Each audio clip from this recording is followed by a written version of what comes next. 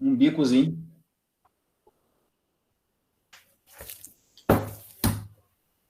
É isso aí, né, mano? Semana que vem, mais duas turmas começam de novo. Aí vai quebrando galho. De matemática? Não, de teologia, né?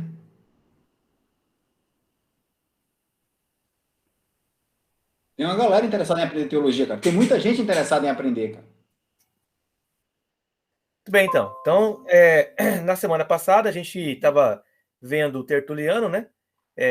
E viu o Minúcio Félix, que são da patrística pré-agostiniana, que tem uma postura anti-filosofia, né? Antifilosófica.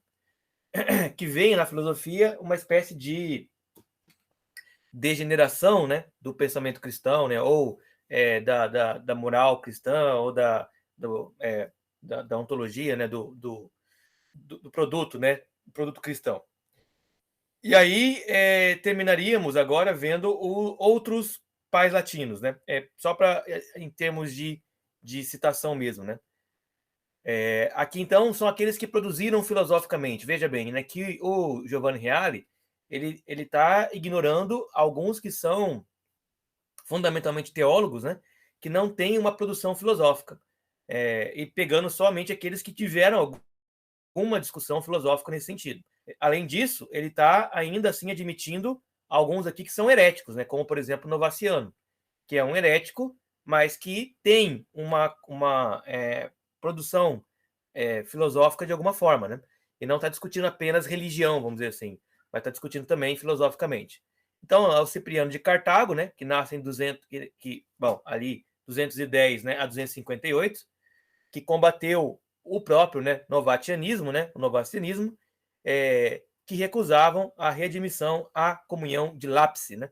O que é essa readmissão à comunhão de lápice? Isso aí vai voltar várias e várias e várias vezes, né, na igreja, né? A ideia de que existem pecados que, uma vez ser cometidos, eles não podem mais ser perdoados, né? Então você não pode mais ser readmitido na comunidade. Então, geralmente tem a ver com os pecados de sexualidade, né? Ou com os pecados, ou com a negação, com o apostatar, né, da fé. Geralmente relacionado com perseguição, né? Claro que nós estamos aqui no século, né, século II, segundo século, né? E aí aqui o negócio é bem mais embaixo, né? Bem mais estreito, né? Vamos dizer assim, porque as perseguições elas são muito presentes e muita gente é martirizada, né? Muita gente morre no martírio.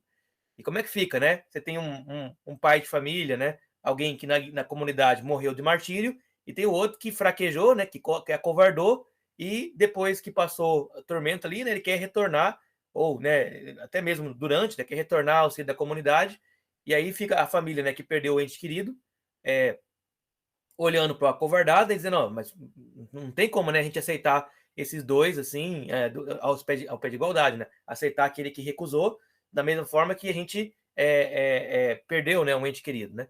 Então essa é a discussão, né? Essa é a questão que está em volta aqui, que ela vai retornar várias e várias vezes, né? Ela vai retornar com os donatistas, ela vai retornar com os albigenses, ela vai retornar e hoje também nós temos essa mesma questão, volta e meia retornando aí, né? De determinados tipos de falhas, né, de lapsos, né, que acabam não tendo nenhuma possibilidade de redimissão. Então, o Cipriano de Cartago, né, ele vai defender a ortodoxia nesse sentido, né, dizendo que não, né, que a todos e qualquer tipo de pecado é possível a readmissão, contanto que haja um processo penitencial, né. Isso é uma coisa também que vamos dizer, sedimentada, né, nesse momento histórico, né. Porque você pergunta assim, ó, da onde vem a questão dos sacramentos, né, a questão das penitências, perdão, né. A gente vai ver no Agostinho mais adiante, né, principalmente na obra biográfica dele, que ele vai lidar com essa questão várias e várias vezes, né? Da onde vem essa questão da necessidade das penitências, né? O Agostinho é muito claro e taxativo dizendo que não há nenhuma necessidade de penitências, pelo menos nas obras mais primeiras dele, nas obras mais do período mais jovem, né, e do período mais adulto, né?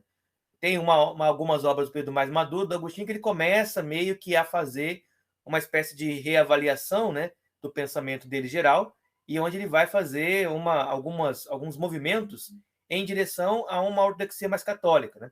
Mas o Agostinho jovem, né, o Agostinho da idade madura, ele é praticamente um Lutero, né? Ele é praticamente um, um defensor da graça, vamos dizer assim, né? Mais velho, ele começa a admitir que as obras, os méritos, né, toda essa questão, ela tem algum fundamento também por uma razão, por uma questão de piedade, né? O Agostinho, ele tem um comprometimento filosófico no primeiro momento, então ele não consegue, né, admitir que as obras, elas são importantes por causa que elas são contrárias à lógica que ele está implementando, né, na hora de discutir a graça. Mas quando ele se torna, né, mais velho e percebe que a graça acaba gerando uma certa licenciosidade para a comunidade local, ele vai ter que começar a admitir alguns elementos que vão acabar se tornando mais posteriormente, né, essas doutrinas de penitência da Igreja Católica. Esse problema do Agostinho é um problema que é insolúvel, né? Aí, quando o Lutero aparece, ele também vai propor esse negócio da graça, mas vai ter o problema, né, de como é que ele vai lidar com a licenciosidade, né? Quando chega no Calvino, ele vai também admitir esse negócio da graça, mas vai chamar a atenção para a responsabilidade, né? E o pensamento calvinista, ele tem esses dois polos que andam juntos, né? E andam juntos em que sentido, né? Na prática pastoral. Você tem um teólogo calvinista que não tem prática pastoral, ele não vai ter problema nenhum. Só um minutinho. Você tem um teólogo calvinista que ele não tem prática pastoral, ele não vai ter problema nenhum em admitir um hipercalvinismo, né, ou uma hipergraça, porque a lógica do pensamento do Calvino, ela te deixa produzir esse tipo de teologia ao absurdo, né? Mas quando você tem a prática pastoral, que o Calvino também tinha, né, você meio que tem que ir cerceando e modelando, né, essa prática para que ela não vire licenciosidade, né? Então, esse problema já nasce aqui no século II, século III, o problema da responsabilidade com o problema da graça, né? Claro que nesse primeiro momento que ele é bem incipiente, né? A discussão da graça não está bem estabelecida, ela vai ser melhor estabelecida com Agostinho, né? Agostinho, a gente vai ver, né? Se vocês já leram as Confissões do Santo Agostinho, vocês sabem que ele era praticamente um devasso, né? Sexualmente, ele era um pervertido de marca maior, né? Pelo menos é assim que ele fala, né? Não sei se ele era de fato, né? Mas é assim que ele pinta, né? A imagem dele mesmo, né? Talvez um pouco exagerado, até por causa da sua tentativa, né? De se tornar uma pessoa muito santa, né? Mas ele vai ter que lidar com essas questões aí. Bom, Novaciano, ele vai prosseguir a obra de aprofundamento da linguagem teológica, técnica, iniciada por Tertuliano, né? Então, ele não admitirá a filosofia, apesar de que está fazendo, né, filosofia de alguma forma, e ele vai ser bem vinculado, né, ao Tertuliano naquela postura que a gente viu na aula passada, que é uma postura bem montanista, né? O montanismo, então, é essa prática, né, de ascetismo extremado que existe nessas comunidades antigas, né, quase monásticas, né, de viver uma vida sem os prazeres, né, sem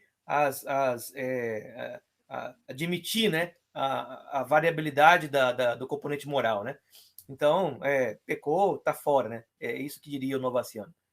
Aí nós temos esse Amóbil de Sica, que escreveu uma obra chamada Contos Pagãos, com conteúdo filosófico, e ele vai tomando, né, os deuses romanos como reais, mas subordinados ao Deus cristão supremo. Esse modelo, então, de pensamento, né, ainda que admitindo, então, os deuses romanos, a gente chama isso de, não é um politeísmo, né, mas é um enoteísmo, né? Ou seja, a ideia de que o Deus cristão, ele existe superior aos deuses pagãos, mas os deuses pagãos também existem, né? Lembra que Israel teve uma fase enoteísta e o próprio Sócrates, o próprio Platão, né, ele parece ter desenvolvido uma forma de enoteísmo, uma vez que ele entendia que os deuses gregos, eles de fato poderiam existir, mas que existia um princípio divino para cima, para além deles, que era o que nós chamaríamos de supremo bem, né? Então, para Platão também há um Deus único acima dos deuses menores, né? O que seria uma espécie de enoteísmo também. E uma das teses, né, tese gnóstica desse Amóbil de Sica, então novamente não herético, é que a alma humana não é obra de Deus, mas um ser intermediário, e não é imortal por natureza, mas capaz de vesti-la com uma graça divina, né? Então, a alma humana, ela não é imortal, mas ela é criada não por Deus, né? Ela é criada pelo demiurgo, como diria, né, os gnósticos, né? Um princípio que cria toda a materialidade e cria essa alma também que se apega à matéria, mas que quando Deus age sobre essa alma, ele reveste a alma de uma graça divina, permitindo que ela se imortalize, né? Então, esta é uma ideia importante também. Ela vai estar na origem da nossa concepção triteísta moderna, né? A ideia de que o ser humano é de fato composto de 3 elementos fundamentais: corpo, alma e espírito. Alma sendo essa natureza mortal que precisa do espírito, a natureza divina, para que ela se torne alma imortal, né? Essa é a novidade que o cristianismo ele vai trazer ao pensamento platônico, porque o pensamento platônico ele admitia uma alma imortal, pronto, acabou, né? Mas uma alma imortal significa uma alma divina, e uma alma divina significa a divinização do ser, né? Uma alma imortal significa que ela é tão poderosa ou tão ela compartilha com Deus de algumas certas características, né? E o cristão não pode admitir isso porque isso fere o princípio do ex nihilo, né? Fere o princípio da criação. Portanto, para admitir que a alma ela seja posteriormente criada, ela não pode ser imortal por natureza. Mas admitindo que ela não é imortal por natureza, mas que ela permanece a tempo indeterminado depois da vida, ela tem que conseguir ganhar uma característica divina, né? E essa característica divina, ela não pode pertencer à alma, mas ela tem que estar ligada à alma. Daí a ideia do espírito estar meio que ligado à alma, de maneira a deixar essa alma imortalizada. Provavelmente, e é muito possível, que o pensamento bíblico mesmo ele tenha algum eco nesse tipo de imagem, né? Nesse tipo de ideia. Não porque a Bíblia, no Novo Testamento, desenvolveu isso, mas porque essa ideia ela já está de forma germinal, né, e seminal no Antigo Testamento.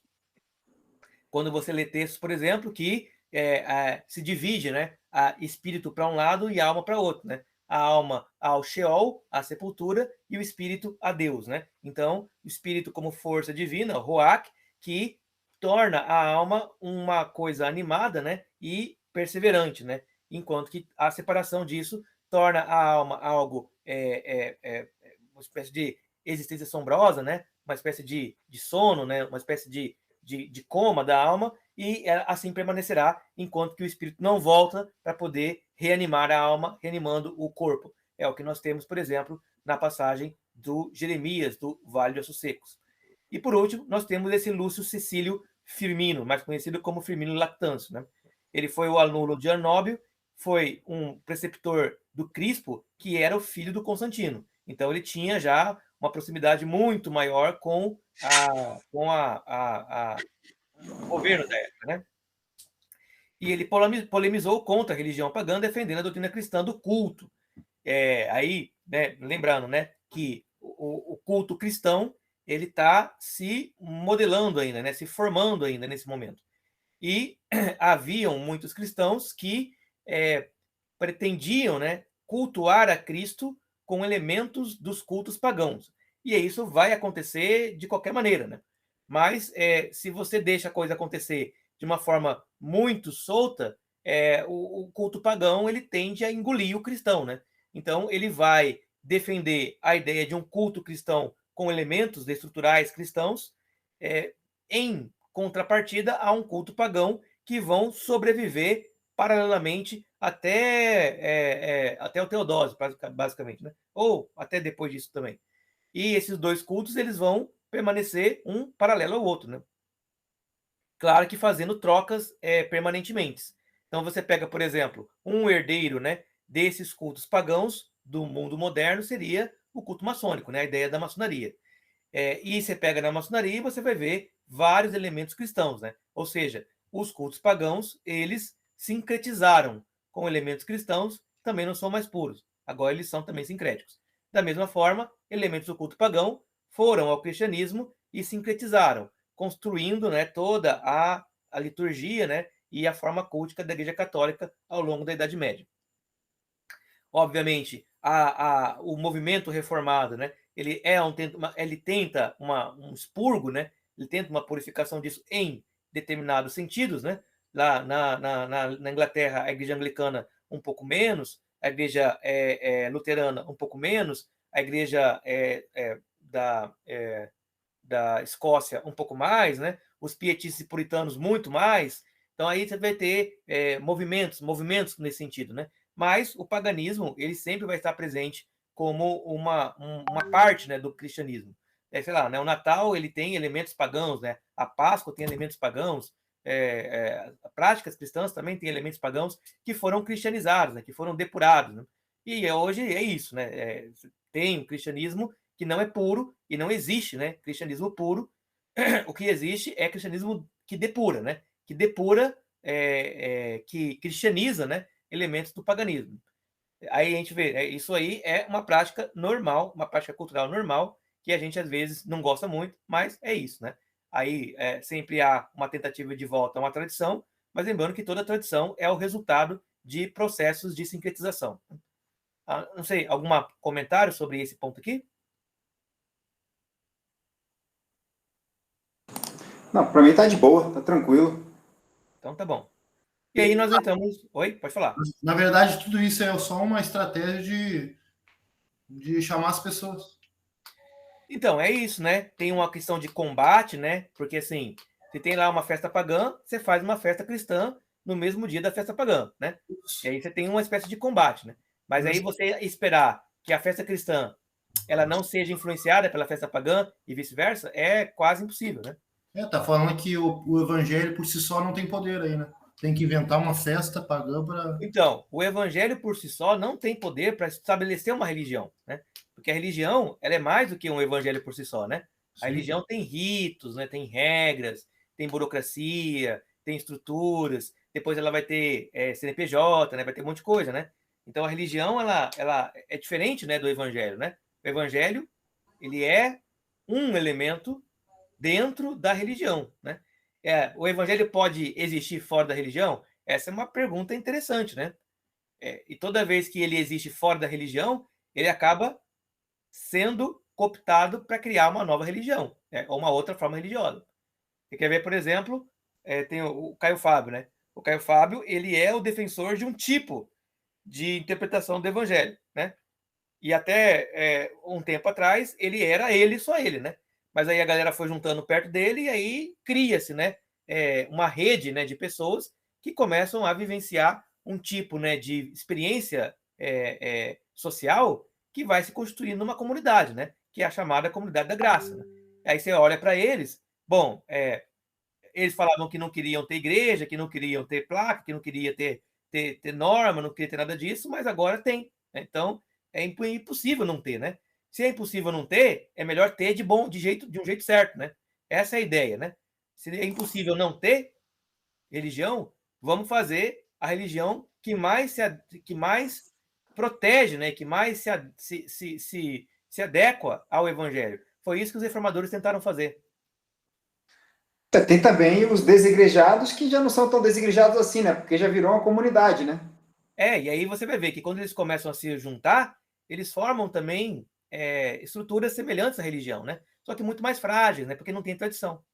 O problema é quando deixa a mercê do próprio homem olha, vamos voltar ao evangelho, mas o evangelho que eu entendo ser evangelho, aí é outro problema que vai volta, gerar, né? né? Não existe volta, né? Ah, vamos viver o evangelho da igreja primitiva. Isso não existe, né? O evangelho da igreja primitiva era um caos, né? Era caótico o Não, negócio. eu falo de voltar ao evangelho que eu digo o seguinte, a cada um vai, vamos voltar para o evangelho, mas o evangelho que eu entendo ser evangelho. Aí Isso. cada um vai fazer uma interpretação do que é evangelho. Porque Entendeu? existem muitas questões que o evangelho não resolve. São questões do dia a dia, do cotidiano, né? Como reunir, quantas pessoas, para quem vai ganhar dinheiro, para onde vai pagar, como vai pagar, essas coisas todas, né? Tem que ter templo, tem que ter música, tem que ter som, tem que ter instrumento, você vai tendo problemas, né? A reforma foi isso, né? Um dos objetivos da reforma foi isso aí. Né? Então, assim, não tem bateria, não tem bateria, não tem bateria, né? Só que aí a festa da cidade tem bateria, aí não tem bateria na igreja. Aí abre a boate tem bateria, não tem bateria na igreja. Aí a boate abre no domingo, a igreja também. Aí a galera vai na boate. Bom, então vamos trazer o pessoal para a igreja, né? Então é isso, né? Assim, você vai negociando essas coisas, né? Não tem igreja pura, né? Não tem evangelho puro. Não tem isso. Então você tem que pensar em quê, né? Tentar manter uma essência, né? Que seja minimamente aceitável, né? Dentro dos padrões que você considera um padrão de uma tradição e ir alterando as formas, né? Estava conversando sobre isso hoje, esses dias atrás, né? Que a igreja moderna, né? No afã de atrair jovens, né? No afã de atrair essas pessoas, né? Elas vão alterando a forma para ficar cada vez mais parecido com qualquer outra coisa que não é igreja, né? Sei, né? Às vezes a igreja ela pode tentar oferecer um serviço específico, né? Que não atraia tantas pessoas, mas atrai um povo mais qualificado, né? Por exemplo, pense num restaurante, sei lá, um restaurante de comida francesa, né? E aí ele tem o cardápio francês, mas aí a população começa a querer comer sushi.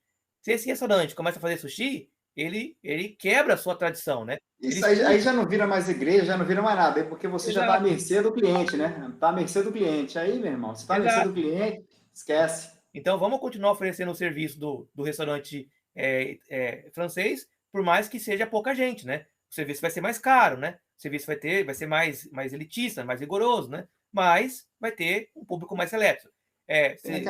Oi. Tem aquela frase, né? Aquela frase que diz, olha, rapaz, você não tem que ficar inventando modas para a pessoa ir na sua igreja, não. Cara, pregue o evangelho e as pessoas vão na sua igreja, porque quem vai acrescentar não vai ser você, entendeu? E as pessoas também podem não ir também. E assim, quem vai acrescentar não é a pregação, não é o cara que vai inventar moda para poder atrair as pessoas, entendeu? Aí eu falo dos eleitos, né? Obviamente, da linha que eu estabeleço como verdade, né? Então, porque aí você pensa eu assim, entendo, né? estabeleço não, eu entendo. Uhum. O Papa anterior, né? O Bento XVI falou uma frase que foi muito dura, né? E muito interessante para a igreja, né? Ele falou assim: eu prefiro uma igreja com meia dúzia, né? De fiéis sinceros, né? Do que inchada, né? Com um monte de falsos católicos, né? Tá chamando, né? A ideia, né? De que a Igreja Católica ela está se deixando influenciar pelos movimentos evangélicos de massa, né? De grande quantidade de pessoas, né? E é uma tentativa, né? Então, assim, essa é uma questão também que é complicada também, mas assim, está presente já desde os tempos antigos, né? E aí nós temos o Ambrósio de Milão. Né? Oi.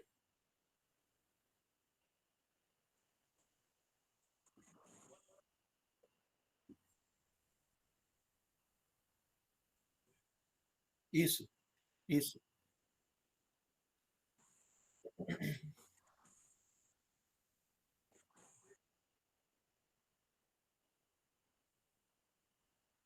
Isso.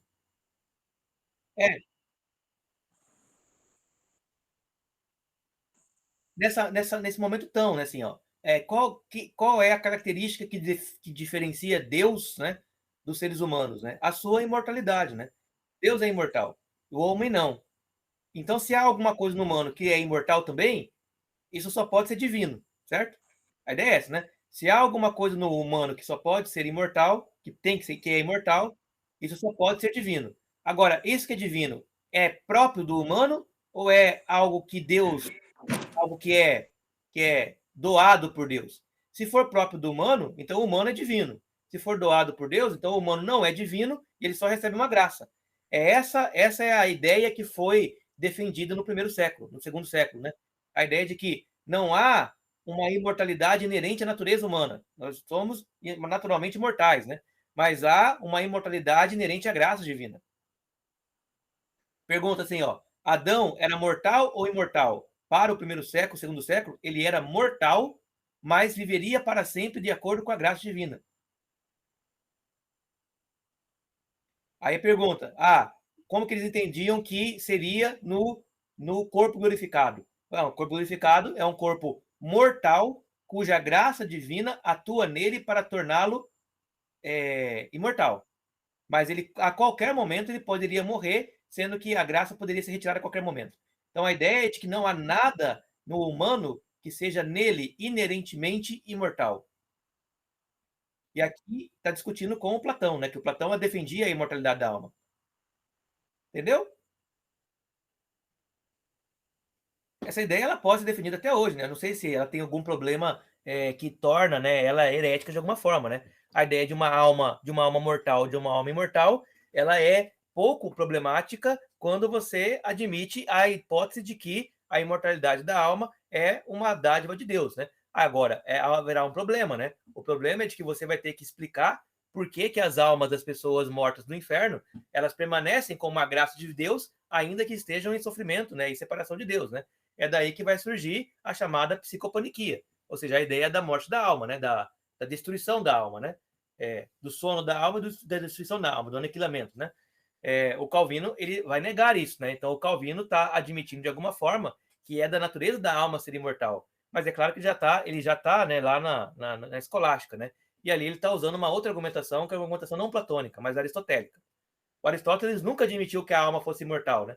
E admitiria o Aristóteles que a alma é de uma substância diferente da substância divina. Por isso, a alma teria um tipo de imortalidade diferente da imortalidade de Deus. Aí você tem uma gama de classificações que podem, né, ser utilizadas, né? O Calvino, Lutero, né, os reformadores, eles estão defendendo a imortalidade da alma, não como parte da natureza da alma. Aqui, no segundo século, eles não têm esse repertório aristotélico ainda, né? Eles estão lidando com o repertório platônico, então eles não conseguem fazer essa admissão. Daí a solução deles, né? A alma é imortal, mas pela graça divina ela se imortaliza. Tá tranquilo?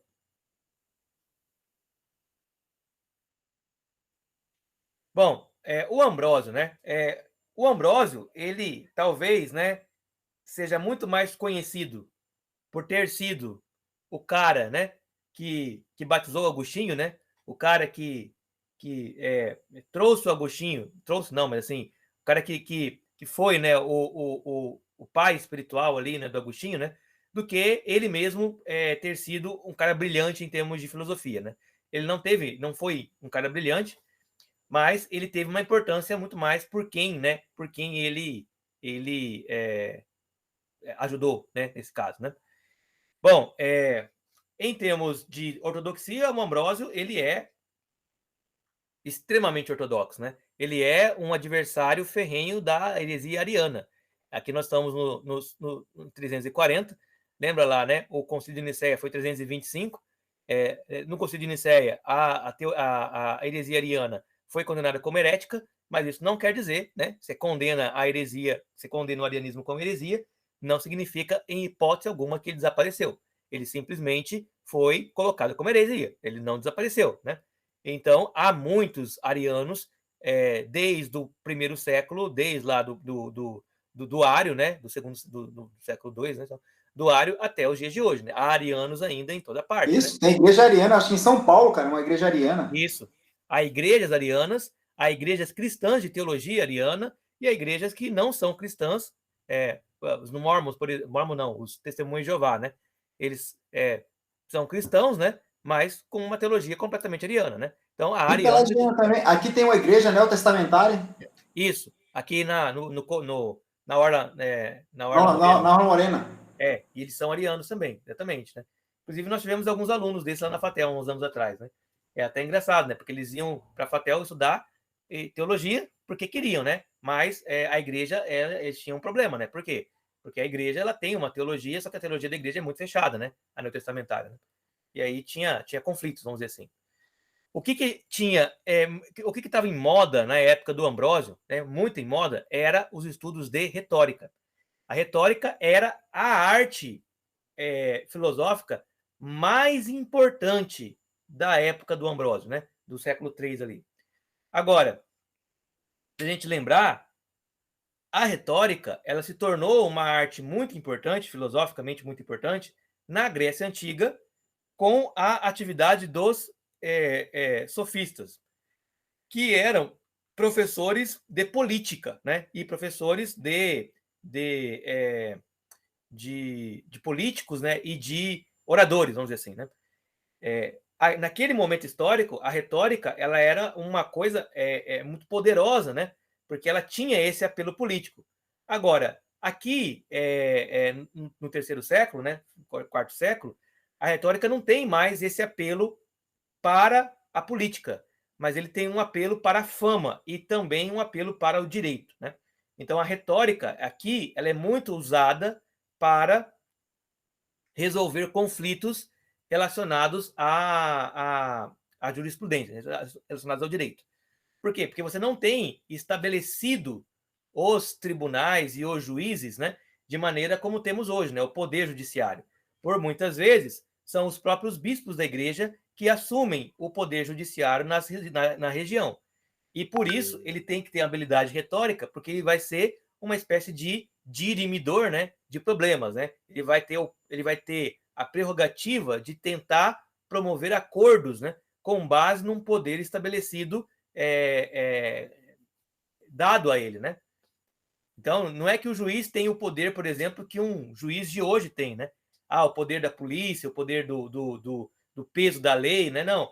O poder do juiz, no mundo antigo, é o poder da sua palavra, né? E a sua palavra, ela tem que ser convincente para ele conseguir fazer as pessoas confiarem nele para admitir que o que ele consertou é um conserto legítimo, né? Em última análise, em última instância, ele utiliza o poder da arma, poder da espada, né? Mas isso não pode ser utilizado de maneira consistente, né? De maneira assim, toda hora, né? Porque isso fragiliza a posição do próprio juiz. O juiz tem que ter o poder da palavra, não o poder das armas. As armas são o último recurso, né? Então, o Ambrósio, ele vai ser um fruto, né, desse momento, assim como outros tantos, e o próprio Agostinho também. O Ambrósio era chamado de língua de mel, né? Língua de mel por quê? Porque os seus sermões, né? As suas interpretações, as suas catequeses, né? A sua parresia, a sua homilia, né? Era encantadora, encantadora. Só que ele não tinha a melhor lógica, né? Ele não era um bom debatedor, o Ambrósio. Ele era um bom orador. Aí vamos lembrar, né, que a técnica do debate, ela tem um nome especificamente, né, que ela é a erística.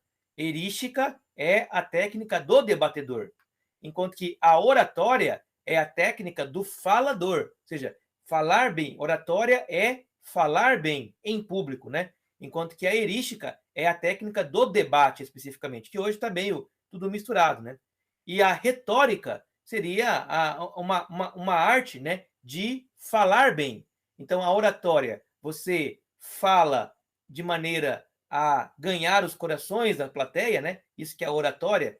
A retórica é a arte de você falar bem, falar bonito, né? Usar boas palavras, usar embelezamentos, vamos dizer assim, né? E a erística é a arte de ganhar debates, né? O Ambrósio não era um bom erístico, mas ele era um bom orador. E ele também tinha uma excelente retórica. Você veja bem, né? Que você pode ser um excelente orador com uma péssima retórica, né? Com um exemplo, né? O exemplo esses caras que fazem stand-up, né? Stand-up, né? Eles falam de uma maneira cativante, mas você percebe erros de português, erros de gramática, palavras de baixo calão, palavras que não são bem conjugadas, né? Então, eles não falam bem, mas eles falam de maneira apaixonante, né? De maneira envolvente, vamos dizer assim. Isso é um bom orador, né? Um bom orador. Agora, um bom retórico é aquele que dominou a gramática de tal forma que as suas palavras, né? Aquilo que ele produz é belo, né? É correto, né? É bonito, é formalmente bonito. E é lógico que se ele dominar as três artes, né? A arte da retórica, da oratória e da erística, ele é imbatível, né? Imbatível, né? Mas são muito poucos, né? Aqueles que conseguem dominar todas essas artes ao mesmo tempo, né?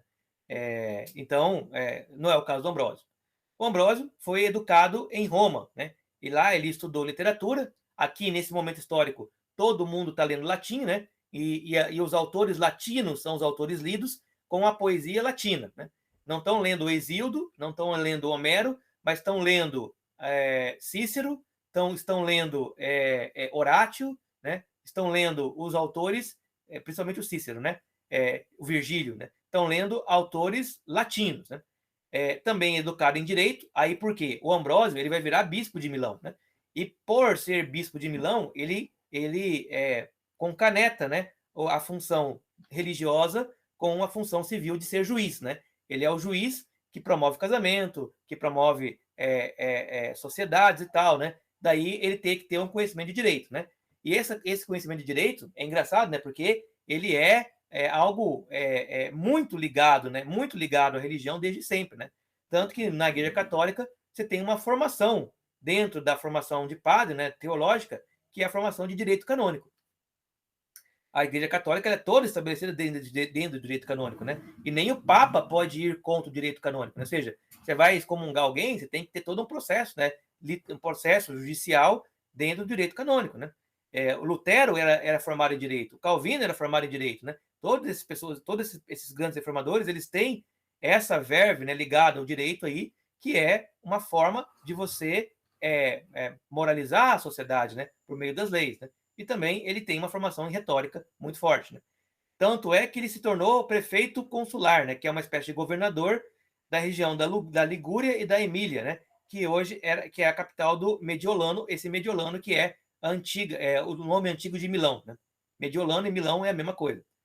Então ele torna-se, né, governador, ele torna-se juiz, ele torna-se prefeito, ele torna-se bispo, né? Ele vai acumulando, né, essas funções, né? E aí você, na hora, tem que pensar não numa pessoa polêmica, né? O Ambrósio não é um polemizador, né? O Ambrósio, ele é uma espécie de diplomata nesse sentido, né? Ele está tentando congregar as pessoas, chamar as pessoas. Ele tenta ser cativante com as pessoas, né? E não um debatedor, que não é isso que ele quer fazer, não é isso que ele não tem habilidade, e isso vai ser uma questão também, né? Na proximidade dele com Agostinho também. Mas ele foi um grande erudito, né? Apesar de não ser um pensador original, e escreveu muito sobre ética pastoral, né? Tentando educar ali os presbíteros da região, né? A ser como ele, né? A ser pacificador que nem ele. Bom, das obras do Ambrósio, né? Nós podemos dividi-la em 4 grupos fundamentais, né? No primeiro grupo, nós temos as obras exegéticas. E nesse ponto aqui é providencial, né? Se o Ambrósio não tivesse essa formação exegética, Agostinho não teria se convertido à fé cristã. Por quê? Porque o grande problema do Agostinho é que ele foi educado, né? O pai do Agostinho chamava-se Patrício, né? Ele era um pagão e a mãe do Agostinho chamava-se Mônica, que era uma cristã. A Mônica era uma cristã fervorosa, né? E o pai do Agostinho era um pagão, né? Ele morreu cristão, assim, porque a Mônica meio que colocou o pânico na cabeça dele quando ele estava em leito de morte, né? Falando, ó, agora você vai morrer, você vai pro inferno, né? Começou a pintar, né, o inferno para a cabeça do cara e o cara acabou se convertendo, né? Pode falar. Não, interessante que a Santa Mônica, né, a mãe do Agostinho, ela conheceu o Ambrósio. Sim. Ela foi falar com ele e pedir para Ambrósio ajudar a falar de Jesus, converter Agostinho ao Evangelho. E ela foi chorando, desesperada. Ambrósio falou para ela: pode sair daqui. Né? Sim. Aí ela sai, aí Ambrósio diz assim: olha, é impossível uma mãe dessa orar pelo filho como ela está orando, chorar como ela estava chorando, e Deus não ouviu a oração dela e converter Agostinho. Exatamente. Tem um autor que ele escreveu uma série de livros chamado Em 90 Minutos. Não sei se vocês já ouviram falar. Sócrates, não, 90 não ouvi, minutos. não. Esse autor ele escreveu o Agostinho em 90 minutos, né? Que é um pequeno livreto assim, né? Biográfico, né? E ele desce o cacete da Mônica, né? Ele fala que a Mônica era uma mulher insuportável, né? Que ela perturbou Agostinho até ele perder toda a compostura, né? E ela meio que converteu o Agostinho na força do ódio, né? Inclusive o marido, né?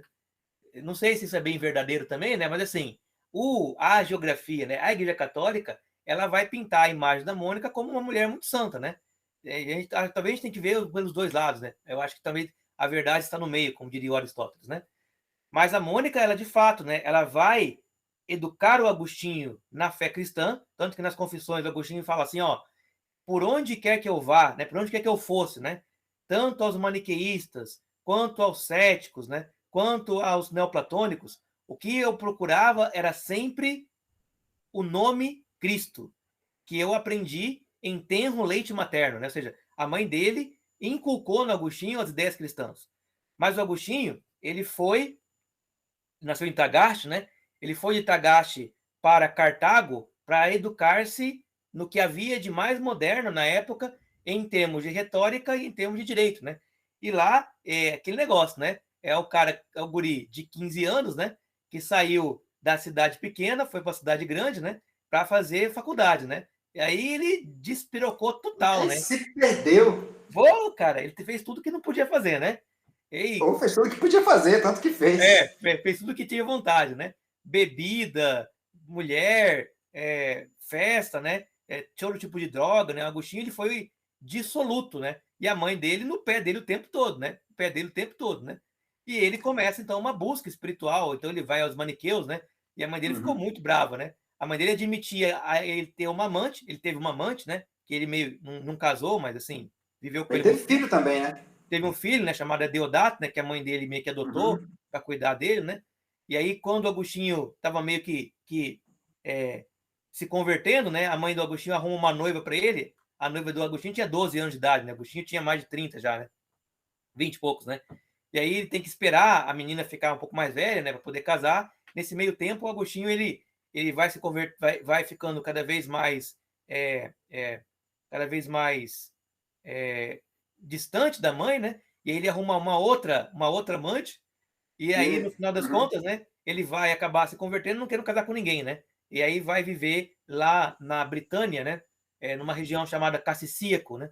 E lá numa chácara onde ele vai escrever as primeiras obras dele, junto com a mãe, com o filho, com o irmão dele, né? E com o grupo que vai formar ali a primeira comunidade agostiniana. Né? Interessante que ele fala que olha, os pensamentos da minha vida devassa nunca saem da minha cabeça. Estão aqui o tempo todo. Exato, né?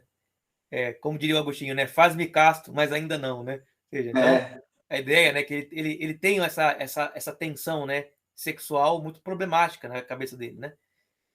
Aí tem interpretações, né, psicológicas, né, freudianas, dizendo que ele tinha uma coisa mal resolvida aí, né? E além disso, né, há toda uma discussão sobre o porquê dele ter aceitado virar cristão, né? Muitos dizem que foi toda uma estratégia dele para ganhar notoriedade, né? Não tem muito sentido isso, porque se fosse para ganhar notoriedade, ele ficaria nas grandes cidades, né? E o Agostinho, ele acabou a sua vida em Hipona, né? Que era uma cidade muito pequena, né? E muito insignificante. Então, aparentemente, a verdade está no meio, né? Ele tinha um desejo de ser alguma coisa importante, né? Mas, ao mesmo tempo, ele parece que meio que entendeu que a importância maior seria ele buscar uma vida mais santa, né? Mais penitencial. Difícil saber o que estava passando, né? Tem uma obra que ela é pseudográfica, né? Dessa primeira esposa do Agostinho, né? A primeira amante dele, né? Que seria uma prostituta, que o Agostinho meio que sustentou até o resto da vida, né? Mesmo separado dele, né? A mulher, ela disse que quando Agostinho ele meio que estava se convertendo, né? Ele repudiou ela, então ela volta, né? Ela vai para uma cidade africana, né? Lá morar, e ela diz que nunca mais ela se entregaria a nenhum homem, né? Você pode entender isso de duas formas, né? Ou que ela amaria o Agostinho para sempre, ou que ela desistiu, né? De querer algum relacionamento, né? Porque ela achava que todos eles dariam em ruim para ela, né? Mas ela teria escrito um livro, né? Uma carta, né? Um livro pequeno, né? Onde ela acusaria o Agostinho de ter tido uma estratégia, né? De se tornar bispo da igreja. E aí ele fala assim, ó, ele sempre quis isso, né? Ele sempre quis se tornar um bispo da igreja. E por isso ele mexeu os pauzinhos, né? E ele foi construindo a carreira episcopal dele, meio que manipulando as situações para o seu benefício, né? Claro que isso é uma obra espúria, né? É uma obra que provavelmente é escrito por alguém que quer detrair, né, o Agostinho, né? Mas aí qual que é a verdade? Novamente é o problema, né? Qual que é a verdade, né? Bom, voltando ao Ambrósio aqui, então as obras dele, né? Ele tem esses escritos exegéticos que eu estava falando, por quê? Porque o Agostinho, né? Ele chegou a ler a Bíblia várias vezes durante a vida dele, né? Mas ele nunca entendia a Bíblia. Para ele, a Bíblia era um livro fantasioso, obscuro e que antropomorfizava Deus, né? Ele achava a Bíblia um livro ingênuo, né? Um livro, ao mesmo tempo, obscuro, mas ao mesmo tempo infantil. E foi o Ambrósio que mostrou para Agostinho que a Bíblia não era nada disso, né? Foi o Ambrósio que provou para Agostinho a profundidade, né, e a complexidade do texto bíblico, né? Mas por que ele fez isso? Porque o Ambrósio, ele era um cara treinado, né? Treinado na literatura, treinado na retórica, na oratória, treinado na interpretação alegórica do texto bíblico, né? Ele foi treinado na Bíblia usando, né, as referências do Fílon, do Clemente, do Orígenes, né? E isso fez com que o Ambrósio ele tivesse explicação para todas as passagens bíblicas e explicações que encantaram Agostinho de alguma forma. Mesmo as passagens mais obscuras sempre tinham lá aquelas 4 camadas, né? As camadas de interpretação que sempre, de alguma forma, estavam conversando, né, com as filosofias da época e que fizeram Agostinho ter a resposta que ele buscava, né? Então, Ambrósio, ele vai falar, né? É de Ambrósio, né, que ele conseguiu compreender as escrituras, né? Mas o Agostinho é muito superior a Ambrósio, né? O que Agostinho faz é muito, muito, muito superior. Então, não é que Agostinho aprende com Ambrósio, né? O Agostinho, ele vai vencer uma barreira preconceituosa que ele tinha com a Bíblia, com Ambrósio. E depois ele segue o caminho e se torna muito maior que Ambrósio, né? O Ambrósio também vai escrever obras morais, como a gente já viu, né? Obras que eram muito direcionadas para a liderança da igreja, né? Para os presbíteros da igreja, os diáconos e tal. Obras de teor dogmático, com algumas polêmicas contra, principalmente, o arianismo, que era uma coisa assim que estava meio que marginalizado, né? E ele escreve muitos hinos, discursos, cartas, né? Que estão todos alocados em uma coletânea chamada de Miscelâneas, né? Então, não há nada de grande produção filosófica em Ambrósio, né? Há uma produção cristã piedosa, né? Uma produção cristã exegética, mas com pouca instrução filosófica, né? Há um relacionamento, então Agostinho escreveu em suas confissões, né, que o Fausto, quem que era o Fausto, né? O Fausto, ele era ele era o bispo maior do maniqueísmo da época, né? E o maniqueísmo, ela é uma religião, né, que teria sido criada, né, por um tal de Mani, que teria nascido tipo 200 anos depois de Cristo, né? Ela é bem recente no caso do Agostinho ali, né? Esse Mani, ele teria grande influência do pensamento oriental, né?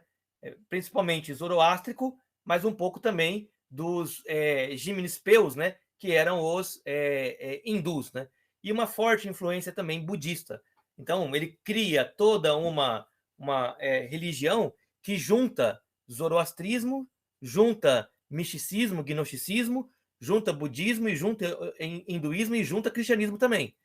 Para o Mani, ele era o próximo, ele era o Espírito Santo, né? O Mani falou assim, não, veio Jesus e ele falou que ia enviar um outro consolador. Esse outro sou eu mesmo, o Mani, né? O Mani era o Espírito Santo que teria sido enviado por Jesus.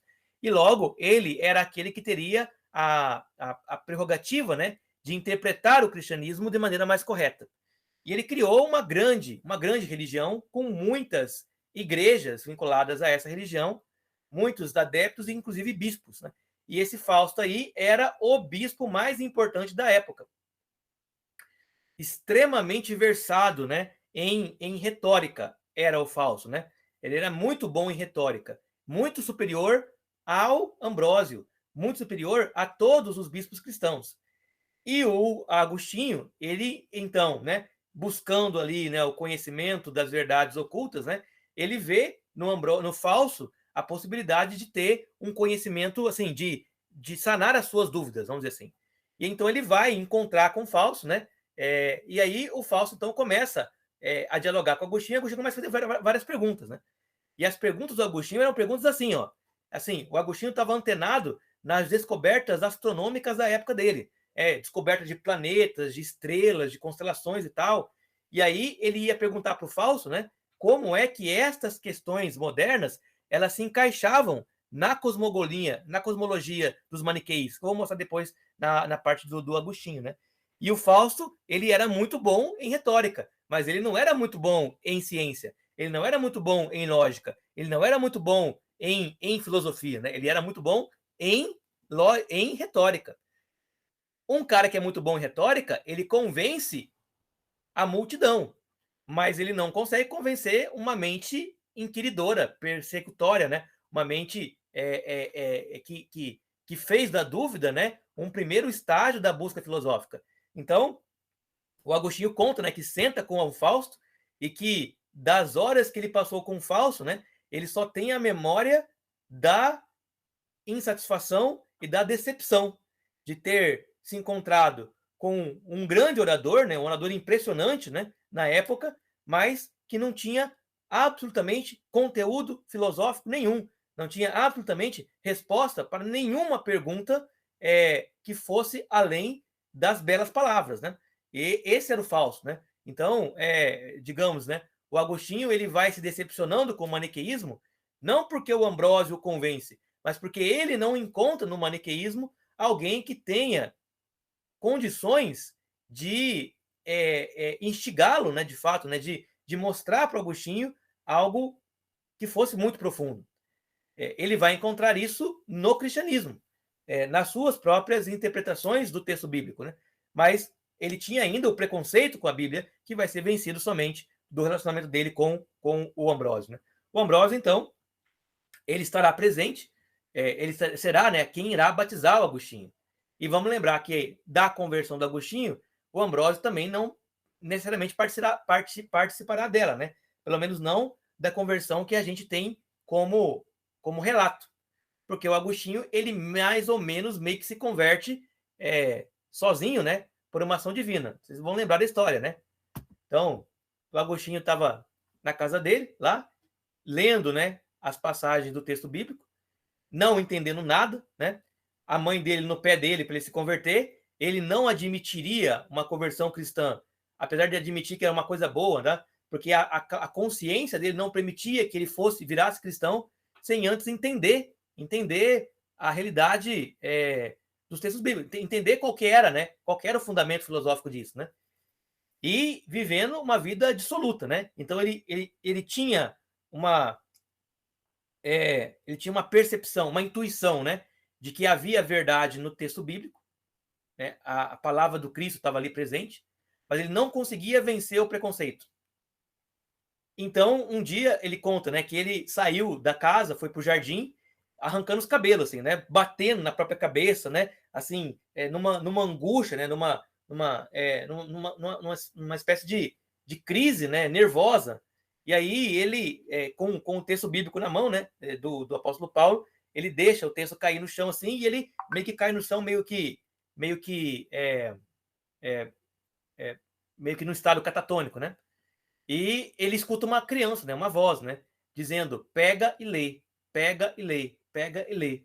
E aí ele meio que volta assim, né, e ele entende que ele deveria pegar o texto bíblico, né? E ele pega e abre o texto bíblico lá. Romano. Isso, né? E ele fala assim: não buscais por, não buscais. Isso. Não, ele acha aquele texto lá de não se entregar à devassidão. Esse mesmo, né? E aí ele entendeu que o texto está falando com ele, né? Deus falou comigo agora, né? E aí ele vai até o Ambrósio, né? E leva o texto com ele, né? Aí o Ambrósio explica o texto para ele, né? E naquele momento ele meio que entende, né? E ele é batizado então, né? E aí virou uma festa, assim, né? Um acontecimento, né? Porque o Agostinho, ele já era um cara muito importante na cidade, né? Ele já era uma referência, né? E aí ele se converte, né? Então se batiza. Então é um momento áureo, assim, né? E aí a mãe do Agostinho, ela recebe, né, o Agostinho como agora um cristão, né, um cristão novo. O Agostinho, ele era, nessa época, tipo o professor da cidade, assim, né, o professor reitor da cidade de Milão, né. E aí ele vai abandonar os cargos políticos dele para morar, como eu disse, lá na Britânia, né, com a mãe, né. E aí ele vai habitar lá uma casa simples, né, viver uma vida simples, até ele ter as primeiras experiências ali, né, cristãs dele, né. É o chamado cassicíaco, né? Que até hoje é utilizado para se referir a encontros, né? Como esse que nós estamos tendo aqui, né? Que é esse encontro onde a gente se reúne para aprender, para refletir, para pensar filosofia, pensar religião. Isso é um cassicíaco, né? Que é uma referência àquilo que o Agostinho fazia, né? Lá na Britânia. E, por último, nós vamos falar do Jerônimo de Estridão, né? Que é o autor da Vulgata Latina. A Bíblia que o Agostinho leu não é a Bíblia Vulgata Latina, né? Porque o Agostinho ele está lendo o quê? Uma das edições muitas, né, que tinham na época dele, né? Quem vai chamar o Jerônimo para poder fazer uma revisão do texto bíblico, né, da época, dos textos latinos da época, é esse Papa aí, que é o Papa Damaso, né? Havia, então, pelo menos assim, umas 10 ou 12 versões latinas, todas elas uma pior que a outra, né? Eram traduções muito mal feitas do texto bíblico, né? E então o Papa procura, né? O Papa chama, né, o Jerônimo, que era um grande linguista, dominava latim, grego e hebraico, né? Para fazer uma revisão, né? E ao invés de fazer uma revisão, o Jerônimo prefere começar tudo de novo, né? Ele joga todas as versões fora e ele produz, né, a própria tradução dele. Aí não era o papado ainda, né, Zaca? Era só o bispo de Roma, né? Exatamente, né? Era o bispo Damaso, né, na época. Era o bispo de Roma, exatamente. E aí o que acontece, né? Ele vai começar a traduzir a Bíblia, né? E assim, ele traduz com muita pressa, né, a Bíblia, né? Em alguns textos ele vai com calma, né? Vai com precisão, né? Mas na medida em que ele ia traduzindo, né? E aí o texto dele ia ficando cada vez mais popular, ele ia acelerando o passo, né? Então, assim, algumas traduções ficaram horríveis, né? Tipo, ele traduziu Cantares em 3 semanas, né? E traduziu, sei lá, né? Um livro grande, tipo Jeremias, em uma noite, né? Então, você imagina, né? Foi cagado, né, o texto, né? Santa Maria veio da tradução dele, né? A Ave Gratia Plena. Isso, né? Veio. Então, a tradução do Antigo e do Novo Testamento, né? Da Vulgata do Jerônimo, né? Que foi... Eu tenho ela aqui. Que ela é muito ruim, né? Ela é muito mal feita, mas para a época era a melhor que tinha, né? Que o Jerônimo ele desenvolveu, né? Essa ideia. E aí isso fez com que a língua latina, né? Foi cada vez ganhando mais proeminência e se tornando o idioma oficial da igreja, né? A partir da Vulgata Latina do Jerônimo, né? Mas você vê, né? É Vulgata por quê, né? Porque era a língua vulgar da época, né? Era a língua comum da época, né? Que hoje já não é mais, né? Hoje o latim vulgar é o latim mais rebuscado, né? E o italiano é o latim mais desqualificado, mais popular, né? Mas na época é o contrário, né? Na época, se você era um bom linguista, vamos dizer assim, né? Um bom gramático, né? Você sabia grego, né? O grego era a língua que dava base para um latim mais elevado, né? Mas a partir da Vulgata Latina, então, a língua latina vai se moldando, né? Assim como a língua alemã vai se moldar a partir da tradução bíblica do Lutero, né? Assim como a língua inglesa vai se moldando a partir da Bíblia do rei James, né? Do rei Tiago, né?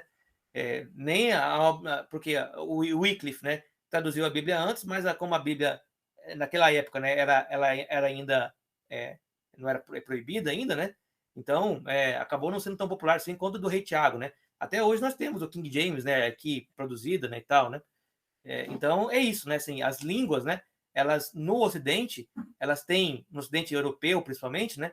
Elas têm muito a ver com a Bíblia, né? Porque a Bíblia, ela quando traduzida, servia como uma espécie de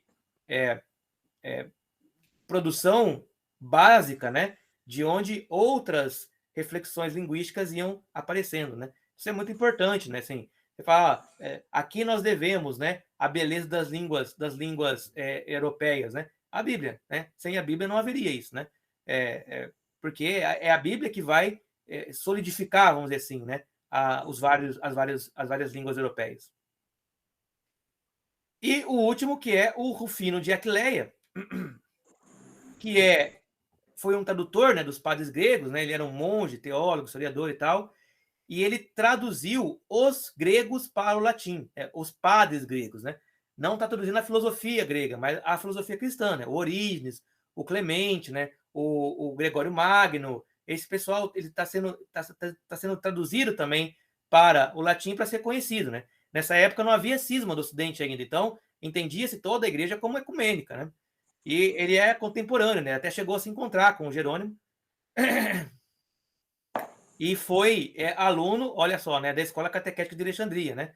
E ele vai montar um monastério lá em Jerusalém e vai fazer, né, essas traduções, né, que vão chegar para o Ocidente, né? A grande importância do Rufino, então, é de meio que fazer a ponte, né, entre o Oriente e o Ocidente, no que tange à teologia dos pais gregos, né?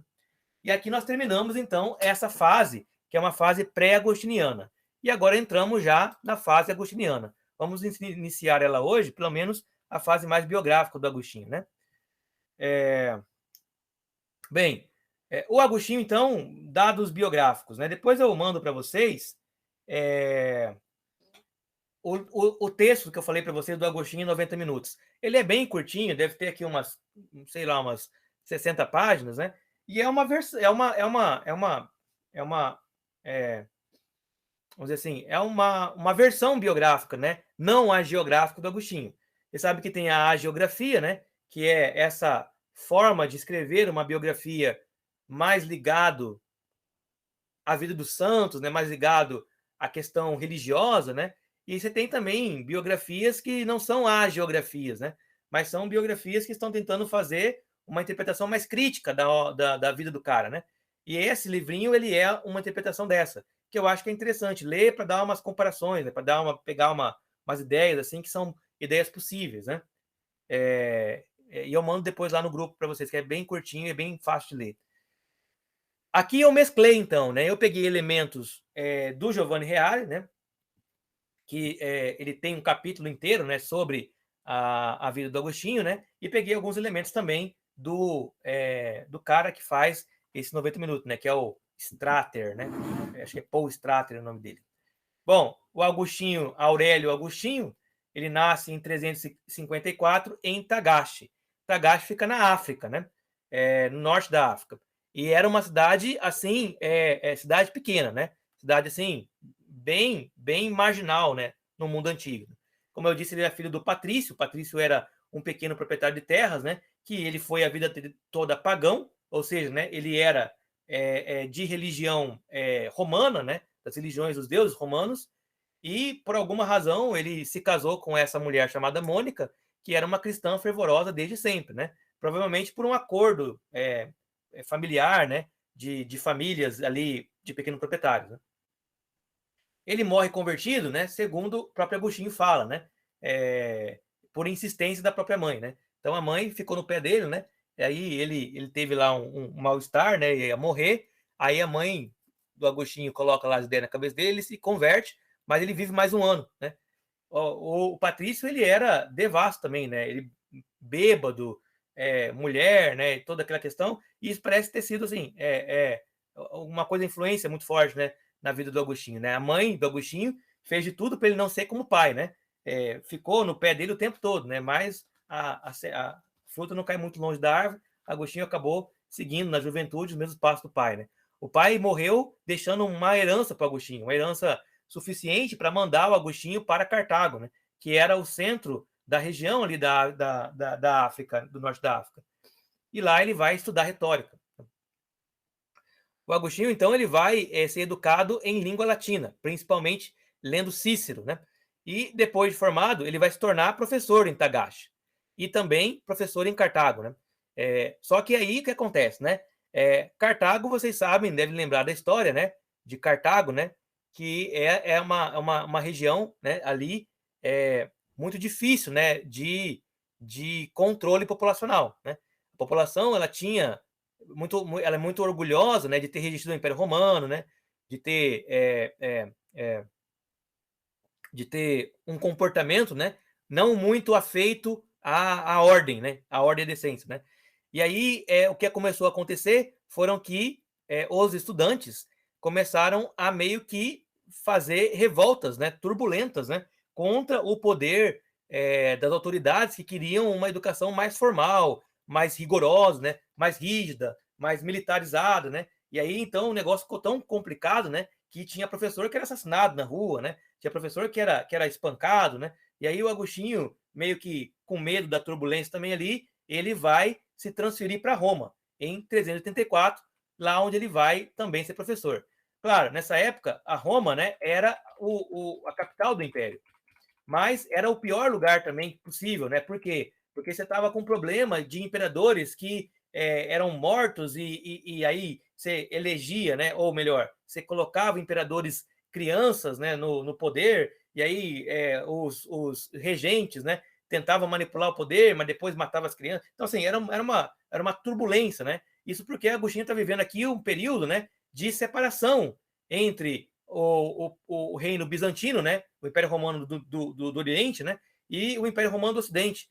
E Roma era esse lugar que era uma espécie de campo minado, assim, né? Você pisava em falso ali, você estava ferrado, né? E então a capital, né, administrativa da Itália nessa época, apesar de ser Roma, né, ela tava migrando para Milão. Milão, né, ela estava se tornando um lugar mais pacífico, né, mais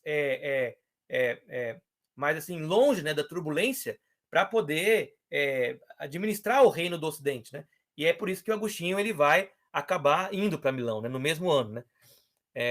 E lá ele vai se transformar no professor oficial da cidade, né? Cada cidade dessas tinha uma escola de retórica, né? E aí o professor de retórica era a personalidade, né, acadêmica mais poderosa da cidade, né? E ele consegue ir lá para Milão, né, e assumir esse cargo porque ele era maniqueu, né? Então ele tinha lá uma proximidade com os maniqueístas, que eram muito fortes politicamente, porque eles eram uma espécie de uma seita, tipo a maçonaria mesmo, né? Eles tinham um compromisso, né, de se ajudar e tal. E lá, então, ele vai se converter ao cristianismo lá em Milão, né? Quando ele se converte, tal, que eu acabei de falar a história, né? Ele se demite e vai para Cassicíaco, lá onde ele vai ter um período, né, de morar numa chácara, né? Então, ele vai ter uma vida lá de retiro, vamos dizer assim, né? Quando Agostinho se converte, né, e é batizado, o filho dele também, o Adeodato, também vai ser batizado junto, né? Para a alegria da Mônica, então, o pai e o filho também era adolescente, criança, né? Era comum, né, que isso acontecesse também.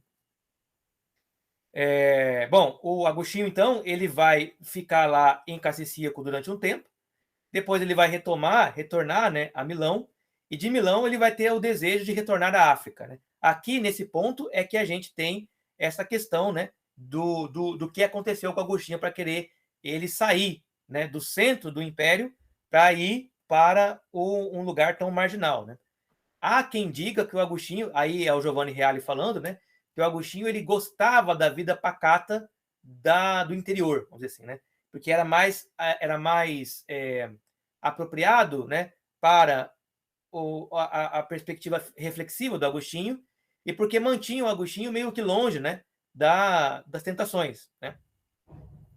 Já esses outros textos vão apontar que Agostinho ele pode ter tido uma espécie de cálculo, né, de como é que eu posso me tornar um cara realmente grande, né? Ele não conseguiria assumir o lugar do Ambrósio porque havia muita gente ali que ansiava por aquele lugar, né? A competição era muito grande, né? E se ele voltasse para Tagashi, ele teria uma competição muito menor, né? Ele seria o rei do lugar, né? Porque ele seria o cara mais inteligente, agora apoiado pela igreja, né? Então conseguiria trilhar ali, criar alguma coisa, né, que ele pudesse chamar de sua, né? Tanto é que ele vai voltar de fato, né, lá para Tagashi e vai montar lá um monastério e vai montar a primeira comunidade agostiniana. No caminho de volta, a mãe dele morre, né, em Ostia, e ele vai ficar com a mãe até ela morrer e tal, né? E aí a geografia fala que ela morreu cumprindo, né, o dever dela como a mãe, né, do Agostinho e tal, direcionando ele para a vida religiosa, né? Por isso, porque a mãe dele morreu, né? Ele fica um tempo a mais em Roma, né? Voltando para a África, porque havia também uma série de revoltas na África, advindas de invasões dos vândalos, né? Os vândalos invadiram a África e estavam ali também tomando espaços, né? Expulsando cristãos, desalojando igrejas, né? Então ele espera um pouco as revoltas acabarem para poder ir de volta para a África. É nesse período também que ele vai escrever uma obra apologética muito famosa, chamado A Cidade de Deus e Cidade dos Anjos, né? Cidade de Deus e Cidade dos Homens, perdão.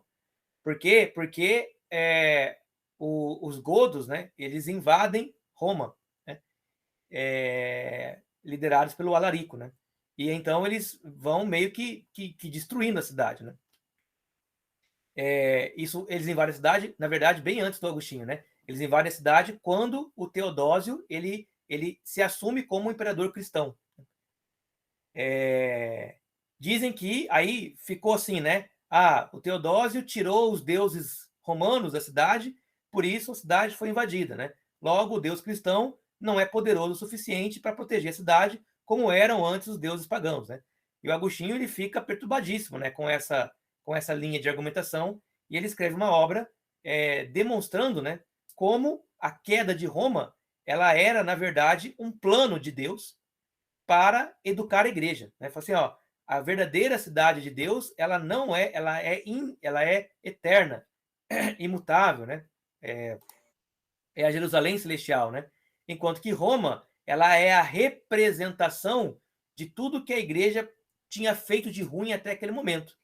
Então, ao Deus, né, ter permitido que Roma caísse, era uma espécie de aviso aos cristãos, dizendo que nenhuma ação, nenhuma cidade, nenhum comportamento humano, por mais que fosse, né, o centro do coração da igreja, né, por mais que fosse o coração da igreja, não estava longe, né, não estava imune à ira divina, né? Deus corrigirá a sua igreja com tamanha disciplina ao ponto de permitir que a sua igreja do coração fosse invadida e profanada.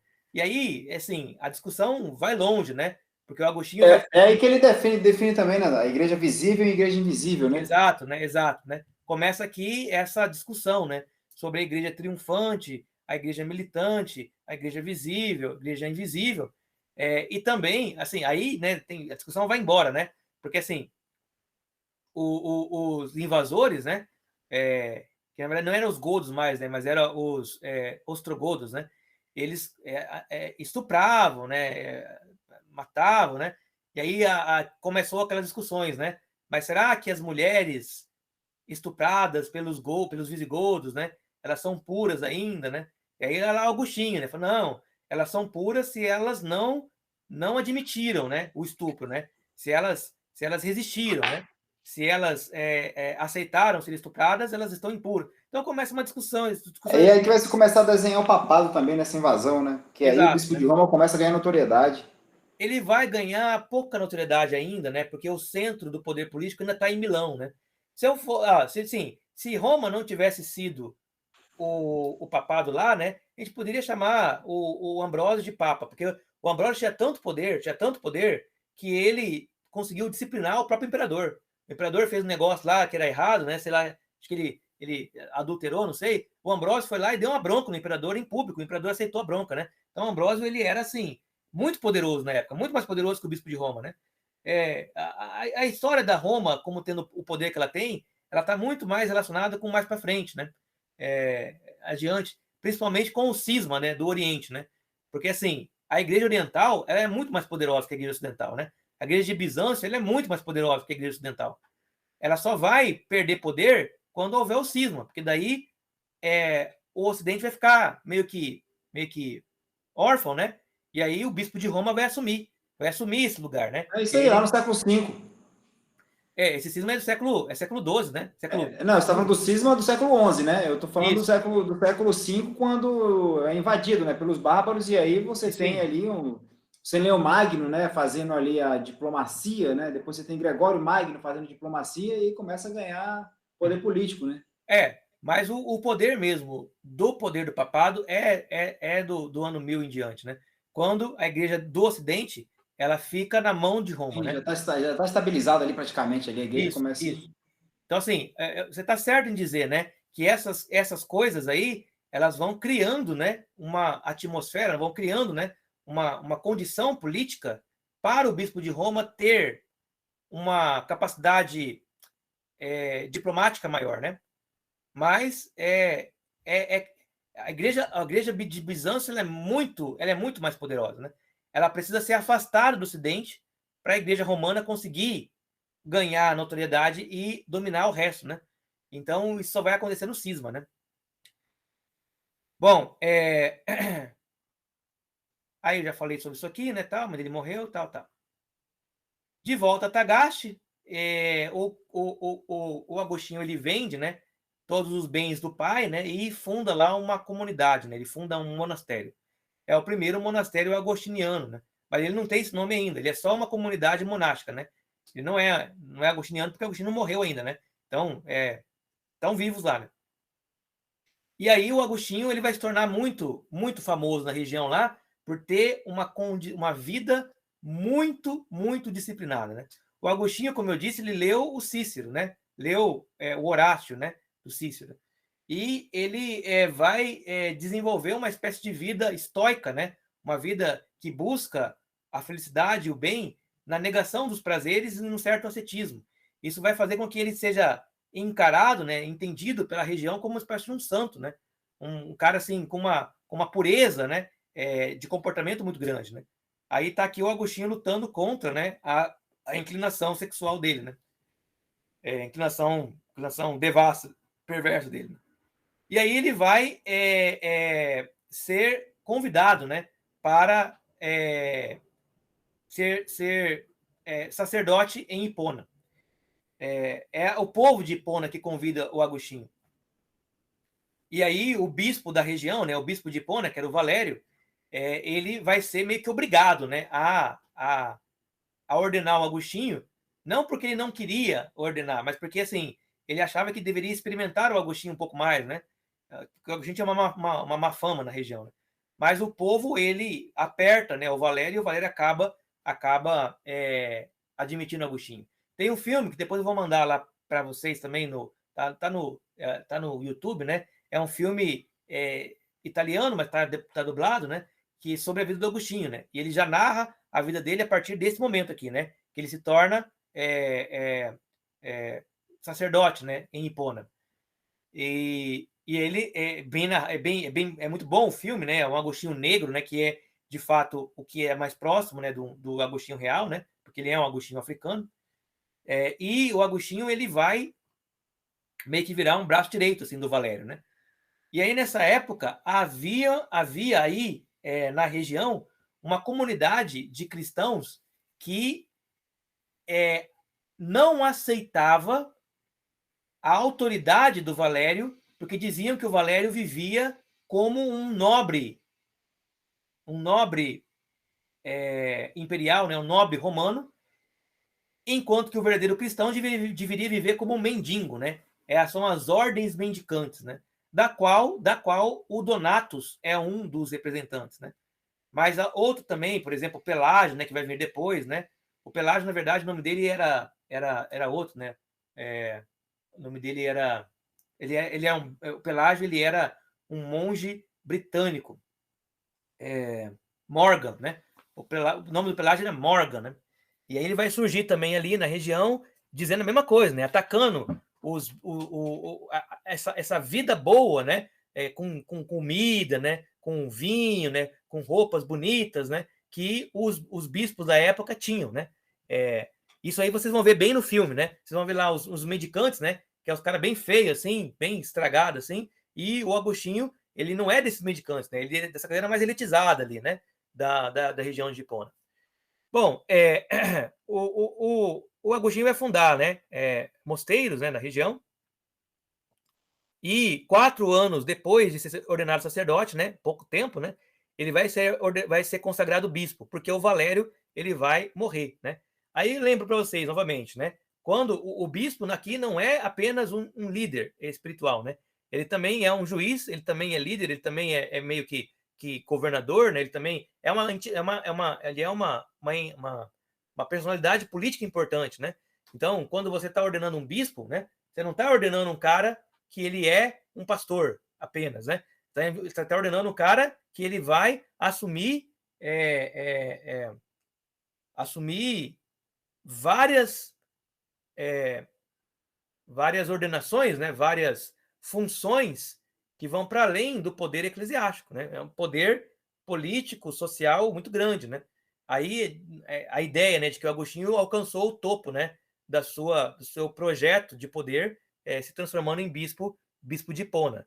não faz muito sentido, porque Hipona não é uma grande cidade também, né? Mas ela bom, né? Ele tem ali um poder considerável, né? Mesmo entre poucos, né? E aí, então, ele vai escrever os principais livros de polêmica, né? As polêmicas contra os donatistas, né? Contra os céticos, né? Contra arianos, contra os maniqueístas também, porque agora ele é bispo da igreja, né? Então agora ele tem que defender a igreja frente, né, a estes heréticos, né? E ele vai morrer em 430, justamente quando os vândalos eles estão novamente, né, sitiando as cidades da África. E assim, foi um ano antes, né? Um ano antes da invasão de Hipona pelos vândalos, o Agostinho ele morre, né? Os vândalos então invadem a cidade em 431 e aí vão botar fogo em tudo, né? Vão queimar tudo, vão destruir tudo. E o corpo do Agostinho ele vai ser lá sepultado lá na cidade, né? Aí séculos depois um nobre, né, vai para aquela região, né, sabe do Agostinho lá. O Agostinho virou, né? Ele virou uma espécie de santo mesmo, né? Com ordens no nome dele e tal, né? Os livros dele muito famosos. E aí vai pegar os ossos dele e vai trazê-los para Milão, né? Aí é onde ele está até hoje, né? Na igreja de Santo Agostinho, e onde também estão os ossos da mãe do Agostinho, né? A da Mônica, né? Aí a Mônica vira santa também e o Agostinho também, né? O Agostinho virou santo muito menos porque faz milagre e muito mais por causa da sua genialidade, né? Então, Agostinho é aquela categoria de santo que nós chamamos de doutores da igreja, né? Ele é o doutor angélico, né? O doutor Gratia, perdão, né? O doutor angélico é o Tomás de Aquino. E a Mônica é santa porque é mãe de santo, né? Então, falo que eu esqueci, mas é mãe de santos. E também porque ela era uma super devota, né? Assim, super, super, super devota, né? Bom, aí vamos falar um pouco agora da evolução espiritual do Agostinho, né? Então, o Agostinho, a primeira grande influência dele, segundo o Giovanni Reale, é a mãe, né? A Santa Mônica, né? A segunda grande influência do Agostinho é o Cícero, com a obra Hortêncio, né? Então, assim, ó, você quer estudar o Agostinho, né? Quer entender o Agostinho, tem que ler o Hortêncio, né? Por quê? Porque o Hortêncio, ele é a base gramatical, a base de cultura romana, a base de cultura poética, a base da literatura agostiniana é o Cícero, né? E aí, assim, o Cícero, o Agostinho, ele amava o Cícero, assim, né? Ele cita o Cícero nas obras dele. O Cícero para Agostinho, como sei lá, o Camões, né? Como é o Dostoiévski, como é o Shakespeare, como o mundo moderno, né? Só que o problema é que, bom, nas obras de Cícero você tem filosofia, né? Uma filosofia helênica, uma filosofia da sabedoria, da arte de viver, né? Da arte de buscar a felicidade, mas aquela felicidade do tipo estoica, né? Você busca a felicidade resiliente, né? Aguentando o sofrimento da vida, quieto, né? Não deixando dobrar, não se deixando quebrar, e isso faz a vida ser boa, né? A vida feliz não é a vida dos prazeres, segundo o Cícero, né? Mas é a vida do equilíbrio, né? Feliz é aquele que é livre, e é livre aquele que pode dizer não àquilo que deseja, né? Ao seu próprio vício, né? Então é uma vida sem os vícios, né? A vida estoica. Isso vai ser influente na vida do Agostinho, né? Ele está falando nessa época, né? Faz-me caso, Senhor, mas ainda não. Ou seja, né? Eu entendo que a vida feliz, né? Que a vida correta é uma vida sem vícios. Mas, pô, sou jovem, né? Então, assim, eu quero ainda, né? Experimentar toda a dissolução do mundo, né? Essa oração do Agostinho, que está, né, nas Confissões, né? Ela expressa nessa ideia, né? De que ele sabia que a vida santa, correta, era uma vida estoica, mas ele não conseguia ainda admitir que essa vida era para ele ainda, né?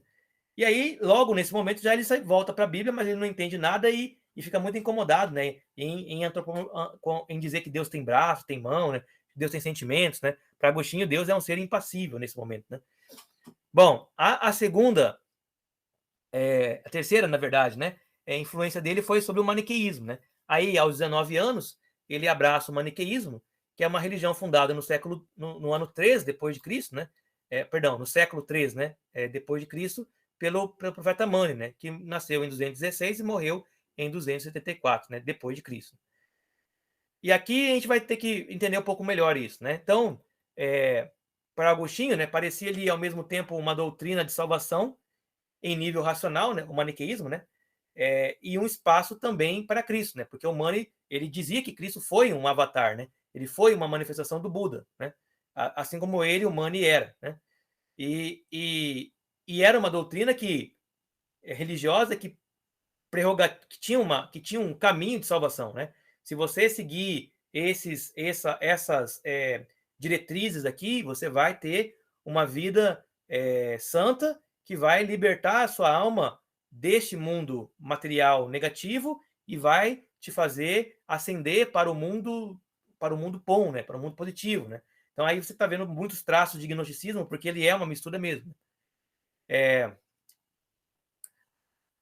O que atrai o Agostinho, em primeiro lugar, então, é esse racionalismo, né? Essa maneira de explicar a realidade por meio dessa ideia de que em todo mal tem um pouco de bem e em todo bem tem um pouco de mal. E eu acho que se você é bem honesto em termos intelectuais, você é capaz de admitir isso se você for um materialista, né? Você é capaz de admitir que no homem mais mau existem elementos de bondade, no homem mais bom existem elementos de maldade. Você é capaz de admitir que no mundo, né? No mundo, nas paisagens mais bonitas, existe elementos de maldade. E nas situações mais horríveis, existem traços de bondade, né? Então, essa ideia, né, de todo mal conter um pouco de bom, todo bom conter um pouco de mal, ela é o que atrai o Agostinho em primeiro lugar. Porque isso explica um problema fundamental para Agostinho, que é o problema do mal, né? Agostinho quer entender por que o mal existe no mundo, né? Por que apesar do mundo e das pessoas, né, e de tudo, parece buscar uma certa homeostase, uma harmonia, né? Buscar o bem, o mal ainda ele é muito presente no mundo. A solução maniqueísta é de que apesar de que o mundo é bom, né? Porque o bem existe no mundo, mas o mundo é mal também, porque o mal também existe no mundo, e esse mal ele é entidade, né? Ele é uma divindade, né? Aliás, né? Ele é o produto de um mundo mal. Enquanto que o bem do mundo é o produto de um mundo bem, de um mundo bom, né? O mundo mal e o mundo bem, eles se entraram em um conflito, né? Eles se degladiaram, né? E desse degladiamento, né? Que nasceu o mundo material. O mundo material, então, nasce da mistura, por meio do conflito, né? Do atrito do mundo mal e do mundo bom. E aí, então, o mundo ele é explicado por meio desse dualismo radical, né? Há um princípio bem, que é espírito puro, e há um princípio mal, que é matéria pura, né? Pertencendo ao mundo da matéria, a explicação do porquê o mundo é mal é porque o mundo da matéria ele está misturado com o mundo do espírito. E o mundo do espírito, apesar de misturado, não é confundido. Então, o que o maniqueísmo está falando é que existe uma dupla natureza no mundo, né? Uma natureza boa e uma natureza ruim. Assim, se no mundo existe essa natureza boa e ruim, nos animais e tal, nas plantas, no ser humano também. Então, o ser humano nasce com uma natureza boa e com uma natureza má ao mesmo tempo. Nasce conseguindo fazer coisas boas por causa da natureza boa, mas também nasce fazendo coisas ruins por causa da natureza ruim. Olha só onde isso vai dar. O maniqueísmo ensinava uma elaborada cosmologia dualista que descrevia a luta entre um mundo bom, espiritual, de luz, e um mundo material, mal, de escuridão. Através de um processo contínuo que ocorre na história humana, a luz é gradualmente removida do mundo, da matéria, e retornada ao mundo da luz, de onde veio. Então, o mundo vai ficando cada vez mais mal, porque cada vez menos existe luz no mundo. E essa luz, ela está abandonando o mundo pouco a pouco.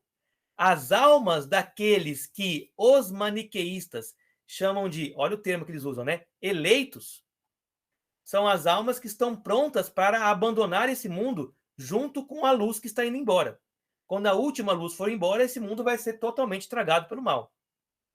E os eleitos têm uma missão nesse mundo, que é a de educar os ouvintes, que era um povo, que era o pessoal, né, que não tinha o grande conhecimento dos eleitos e que, por isso, deveriam trabalhar para poder sustentar os eleitos que dedicariam toda a sua vida ao estudo e ao ensino e direção dos ouvintes. Então, há os eleitos, aos ouvintes e ao resto. Aos eleitos, a salvação está garantida. Aos ouvintes, a salvação depende da sua vinculação com os eleitos. E o resto está tudo perdido, né? Essa ideia é fundamental dos maniqueístas. E o próprio Mani, né, dizia que ele era um profeta final que veio depois do Zoroastro, né, depois do Gautama Buda e depois de Jesus. Então, assim, ele é uma espécie de um avatar, né? Bom, crenças do maniqueísmo. O maniqueísmo, então, negava a onipotência de Deus e postulava dois poderes opostos, né? Então, negava a onipotência de um Deus único, né, de um Deus monoteísta, e defendia a ideia de uma espécie de diteísmo, né? Diteísmo significa o quê? Dois princípios divinos que regem a realidade. Uma crença-chave no maniqueísmo, do maniqueísmo, né, é que havia um ser poderoso, embora não onipotente, que dava o nome de Deus, né? Então, esse Deus é o poderoso, né? E esse Deus ele foi combatido pelo poder eterno do mal, que os maniqueus chamaram de diabo. Então, Deus e o diabo são poderes equipolentes e equivalentes, que eles se debatem em termos de igualdade.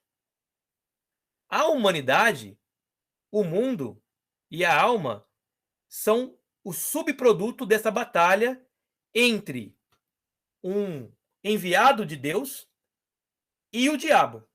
E esse enviado de Deus é chamado de homem primitivo, tá? Não é Jesus, não é Adão, é uma espécie de homem protótipo primeiro. Então, o Deus que é completamente bom, completamente bem, afastado de toda a matéria, enviou, tinha uma luta dele com a matéria. Aí ele enviou o homem primitivo para poder lutar com o diabo. E o diabo ganhou a luta, né?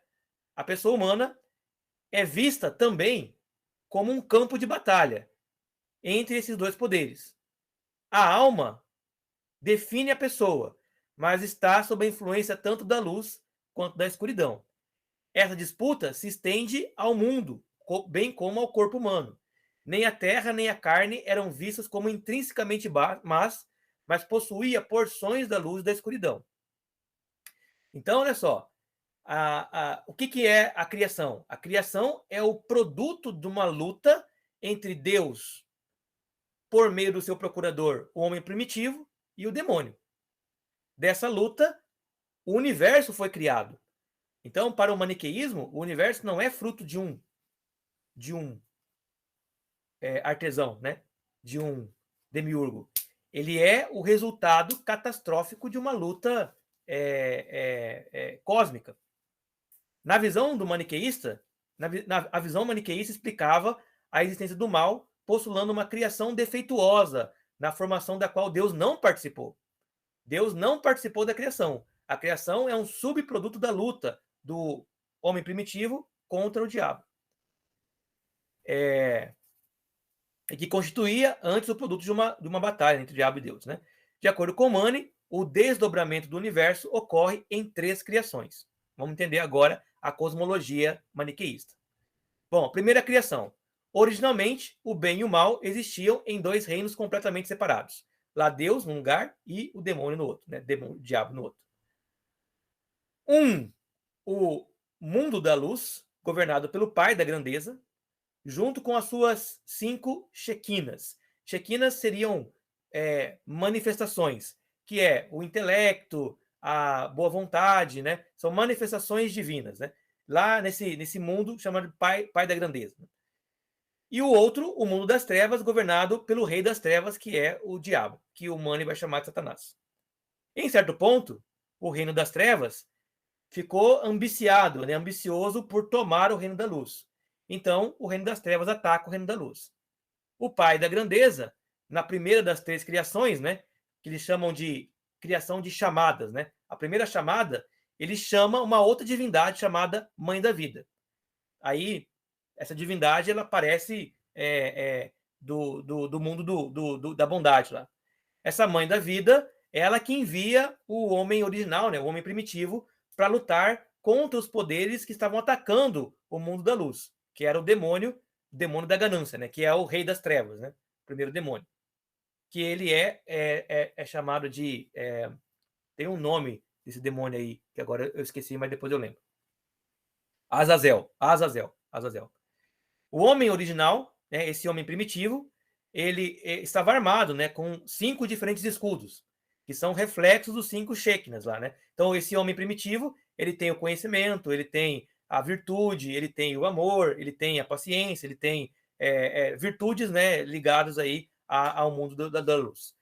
Só que ele perde a batalha, né?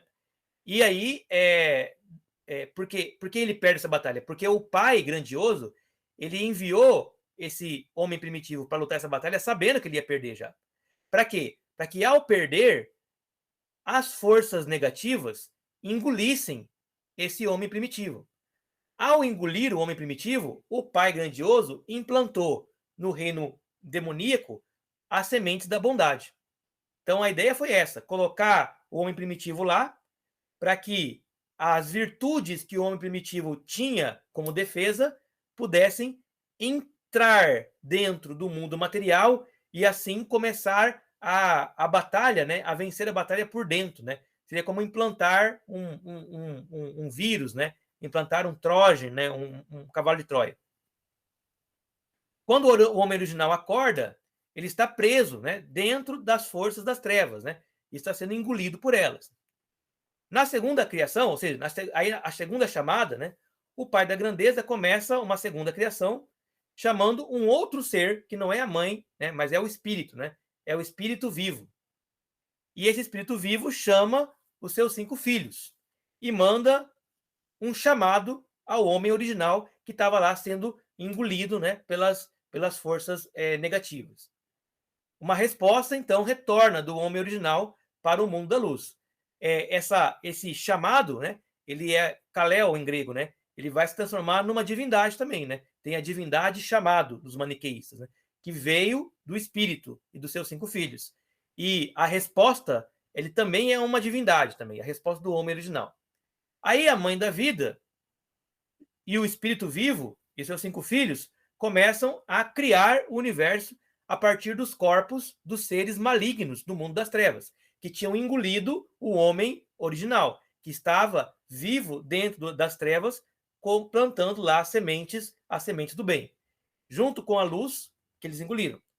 E aí, então, a mãe da vida e o espírito vivo, com seus 5 filhos, criam 10 céus e 8 terras, todos consistindo de várias misturas de seres materiais malignos do mundo das trevas e a luz engolida, de maneira que o Sol e a Lua e as estrelas não são oriundas destas entidades malignas, mas são seres, né? São criações de pura luz. Daí o Sol, a Lua e as estrelas serem sempre tidos pelo maniqueísmo como uma espécie de portal, né? Uma espécie de guia para a salvação. Essa é a segunda criação, é aqui que a matéria, então, é toda criada. Cara, isso no filme ia ficar muito engrenado, cara. Ficar fantástico, né? Bizarro, né? Mas isso é muito japonês, né? Porque isso é muito oriental, né? É uma ideia bem oriental, né? Ah, o mangá, o anime. E aí até... Oi? É. E aí a terceira criação, né? Que é onde os grandes demônios são pendurados no céu. Então, o pai da grandeza começa a terceira criação, né? Imagina assim, grandes demônios pendurados, assim, tipo em ganchos, sabe? Assim, tipo matador, assim, né? As carnes dos caras, assim, né? Dos demônios, né? E aí o pai do céu, o pai da grandeza começa uma terceira criação. A luz é recuperada dos corpos materiais dos seres malignos, né? Esses demônios aí que foram pendurados nos céus, né? Esses seres malignos, né? Esses demônios, né? Eles dão origem ao princípio masculino e ao princípio feminino. Por quê? Porque é lógico, né, que no mundo celeste não tem essa diferenciação, né? Porque lá tudo é pleno, né? Fazendo com que eles se tornassem sexualmente excitados pela ganância. Porque, então, olha só a questão do sexo, né? O homem e mulher foram criados dos demônios, né? Dos demônios. E o que é que faz com que o homem e a mulher eles pequem?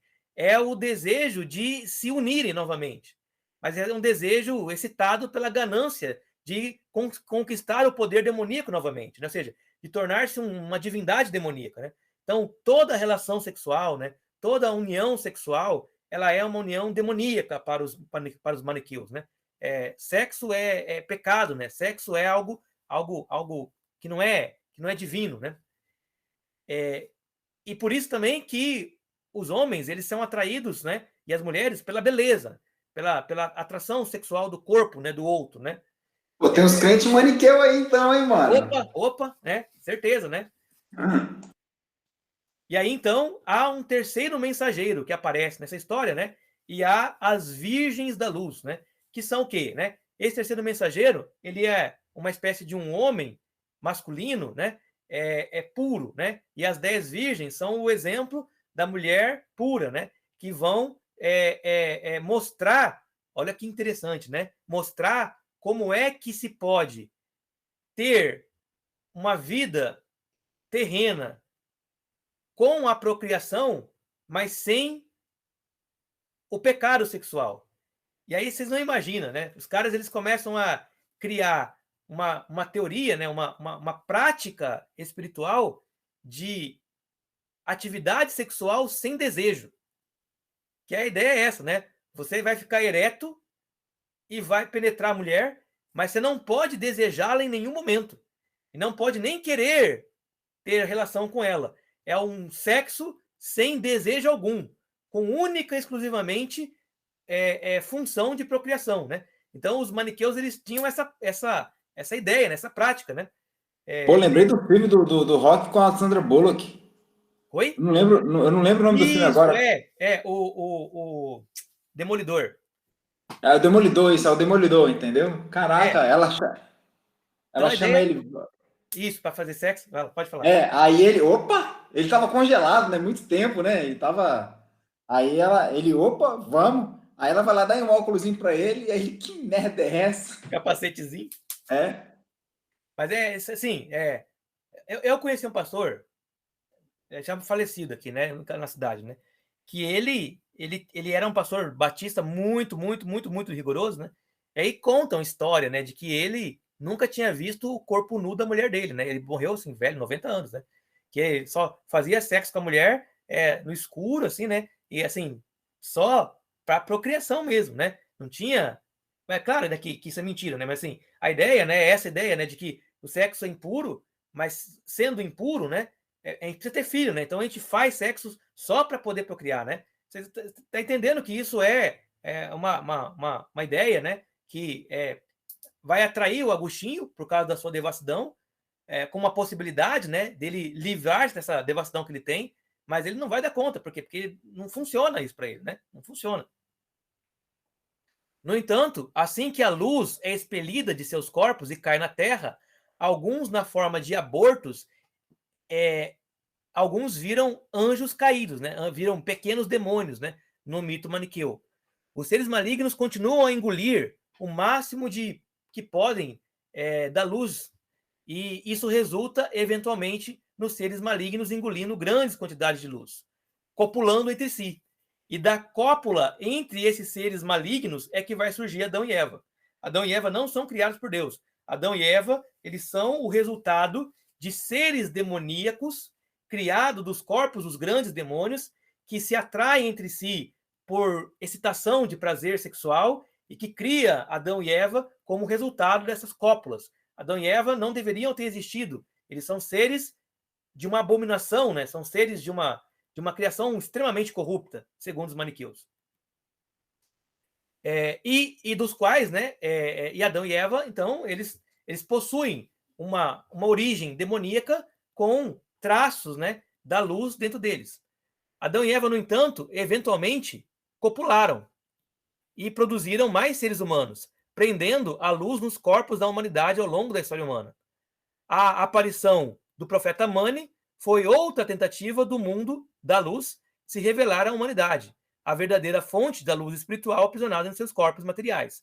Uma outra fonte foi o Jesus, né? Então, o Jesus Redentor foi enviado pelo Pai grandioso, o Pai da grandeza, para poder despertar a luz nas pessoas. Mas ele não conseguiu, e as pessoas mataram Jesus. Então, ele envia agora o Espírito Santo, que é o Mani, para despertar a luz nas pessoas. Mas o Mani também meio que não consegue, né? Então, a ideia é essa, né? É de que Deus, o Pai grandioso, está tentando alcançar a humanidade, mas a humanidade está corrompida demais. E aí, então, é necessário que haja uma purificação do mal, né? Essa purificação do mal pelo bem realiza-se também por obra da classe dos ouvintes constituídos da igreja. Então, assim, que eu falei, né? Tem os eleitos, né? Então, tá. Então, desses homens, né, que nasceram de Adão e Eva, alguns deles buscaram a luz. Essa ideia, né? Alguns deles buscaram a luz. E, por buscarem a luz, o Pai da Grandeza foi enviando mensageiros para fazer com que eles encontrassem o caminho da luz. Ao mesmo tempo, o Satanás, o diabo, enviava também seus mensageiros para poder trazer as pessoas para longe da luz. Segundo Mani, Moisés, ele era um enviado do príncipe das trevas, porque ele era um Deus, ele admitia, né, a morte, o assassinato, né, um Deus que não é o Deus do bem, né, não é um Deus da luz, né, mas é um Deus das trevas. Né? Aqui eles estão falando que o Yahvé do Antigo Testamento é o Satanás, né, é o demônio, né? E para o maniqueu, o Cristo, ele é um Deus, ele é um enviado da luz, né? Ele é um inimigo de Moisés, o Cristo, né? E ele veio não em carne de verdade, né? Mas em uma carne aparente, né? Por que ele não veio em carne? Porque se ele viesse em carne, ele teria a maldade em si, né? Porque a carne é má. Então, ele tem uma aparência de carne. E aqui ele está admitindo, né, aquela heresia chamada de docetismo. Né? Aí, só um minuto. Tá empolgado hoje, hein, Isaac? Já tá com quase 2 horas de aula, mano. Deixa eu ver aqui.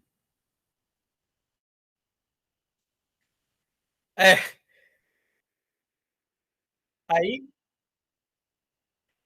é só, né? Então, aí, se eu terminar só esse slide, não, depois minha voz tá acabando também.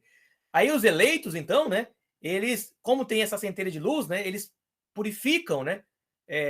Pelo bem, né? Não só com uma vida pura de castidade, renúncia à família. Os eleitos não se casam, né? Se casam, fazem sexo sem desejo, né? E eles devem ser, então, devem ter uma dieta especial, né? Devem seguir uma vida rigorosa. São monges, né? Assim, né? Monges do maniqueísmo, né? E eles são sustentados pelos ouvintes, que é assim, quem que é o ouvinte, né? É o cara que não tem a competência para ser um monge, né? Mas ele acha que o monge é um cara especial de fato, né? Então o monge fala assim, ó, se você me sustentar, eu ajudo você a evoluir. E aí você trabalha, eu não trabalho, eu fico aqui orando, você vai trabalhar e você traz o sustento para mim, eu como do seu sustento e te ajudo espiritualmente. Então é uma troca, né? É a figura de um líder espiritual, né, que é sustentado pela sua comunidade. Né?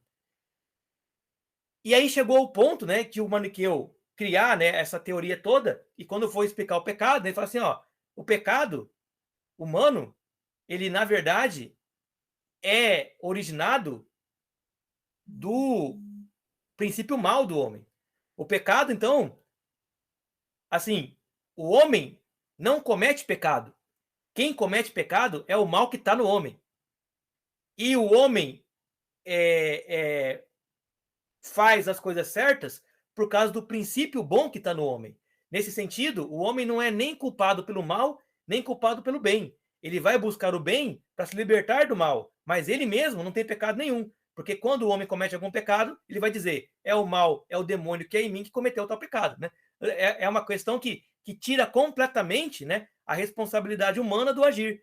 E é aqui que o Agostinho ele vai... É a gota d'água para o Agostinho. Ele fala assim, não, agora não tem mais jeito. Assim. Você vai dizer para mim, né, que todos os crimes cometidos não são crimes da responsabilidade e da vontade livre das pessoas, mas são crimes levados por um ser, por uma entidade, né, por um princípio maligno, então acabou o direito, então acabou a lei, então acabou tudo. Como é que eu vou julgar uma pessoa por um crime, sendo que ela não é responsável pelo próprio crime dela? E o Agostinho, então, aqui ele vai romper com as crenças maniqueístas, mas mais ou menos isso aqui, tá? Para a gente poder entender melhor, um pouco melhor, assim.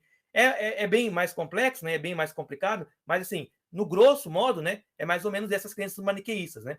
E o Agostinho vai, como eu disse, né? Se encontrar com o falso, né? Com o bispo maniqueu, e vai fazer uma série de perguntas, por exemplo, essa, né, sobre onde está a responsabilidade humana.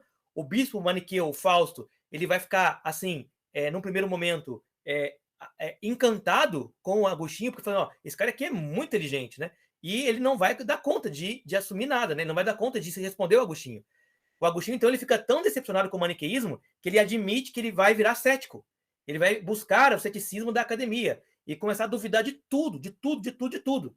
Só que ainda ele tem implantado no coração dele a ideia do Cristo lá. Essa ideia do Cristo parece que acompanha. Ele fala assim, eu não posso duvidar de tudo. E aí tem uma discussão muito boa que a gente vai ver depois, Agostinho, né? Ele falando assim, olha, eu não posso duvidar de tudo, porque quando eu duvido, eu penso. E quando eu penso, eu sei que eu estou pensando. E se eu sei que eu estou pensando, eu não posso duvidar que penso. Então eu não posso duvidar de tudo. A com céticos é muito boa mesmo. É uma discussão assim que o Descartes vai fazer a discussão séculos depois, ela está toda presente no Agostinho já. Está tudo lá. Não tem nada de diferente que o Descartes vai fazer. O que o Descartes vai aproveitar é o momento histórico, né? Onde ele pode falar essas coisas e ganhar notoriedade por isso. Mas isso já está no Agostinho. Só que o mundo não estava preparado para o Agostinho, né? O Agostinho era um cara que estava fora do tempo dele, né?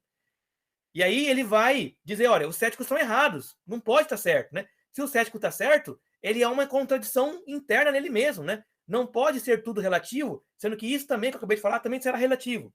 E aí, então, ele vai se voltar para a Bíblia, vai encontrar o Ambrósio, né? Ele vai, então, se converter. E aí, a história dele, que ele encontra Ambrósio, é muito legal, né? Porque ele tá na merda de grana, né? Ele precisa arrumar emprego, ele não tem nada. Pô, ele foi expulso da academia que ele dava aula e ele precisa, cara, agora eu vou para onde? E o Ambrósio vou para Milão. Exatamente, né? Por causa dos maniqueus. Os maniqueus levaram ele para Milão e o Ambrósio meio que abraça ele, né? Falou assim, ó, esse guri aqui é muito inteligente, eu não posso deixar ele perdido aí com os maniqueus, né? Que ele já estava meio balançado, né? Depois que ele tinha visto o Fausto, né? E aí é depois desse momento que ele vai ler os neoplatônicos. Ele vai ler o Plotino, né? Ele vai ler o neoplatonismo. E aí ele vai dizer assim, olha, tá aqui a verdade. Os neoplatônicos entenderam a verdade. Não tem dois deuses, é um Deus só, é a mônada. Não tem princípio maligno, não tem Deus maligno, Deus mau, Deus bem.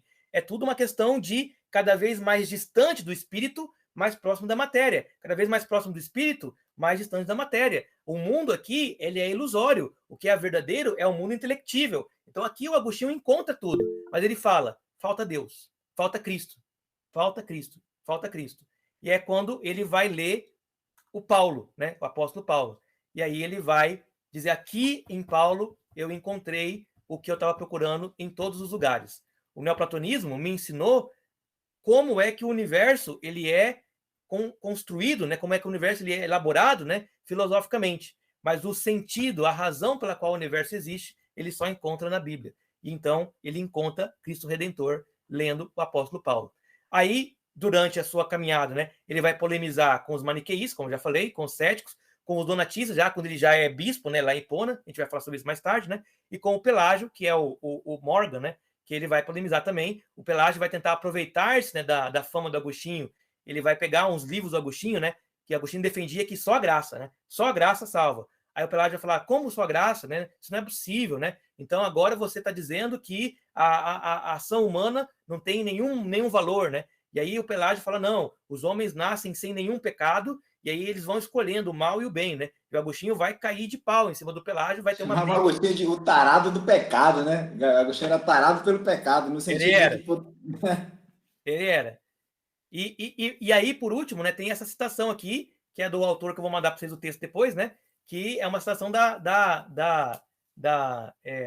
das Confissões de Agostinho, né? Ele fala, quando ele tinha 19 anos, né? Fui até Cartago, né? Onde me encontrei no meio de um sibilante caldeirão de lascívia, né? Sibilante né?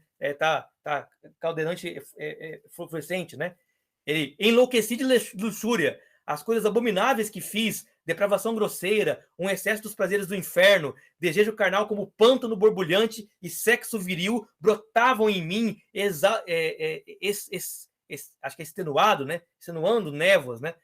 O Santo Agostinho falando, né? Da sua pulsão sexual. Aí, assim, só para terminar, né? Será que isso é o Agostinho sendo honesto consigo mesmo, dizendo que ele, de fato, ele era assim? Ou ele exagerando demais, né? As tintas, né? de um adolescente normal que tinha desejos sexuais e que experimentava a sexualidade, né? Quando você lê as Confissões, você vê um Santo Agostinho, ele dizendo: olha, me perdoe Deus, porque eu quando criança desejei o peito da minha mãe quando eu mamava, né? É, provavelmente, né?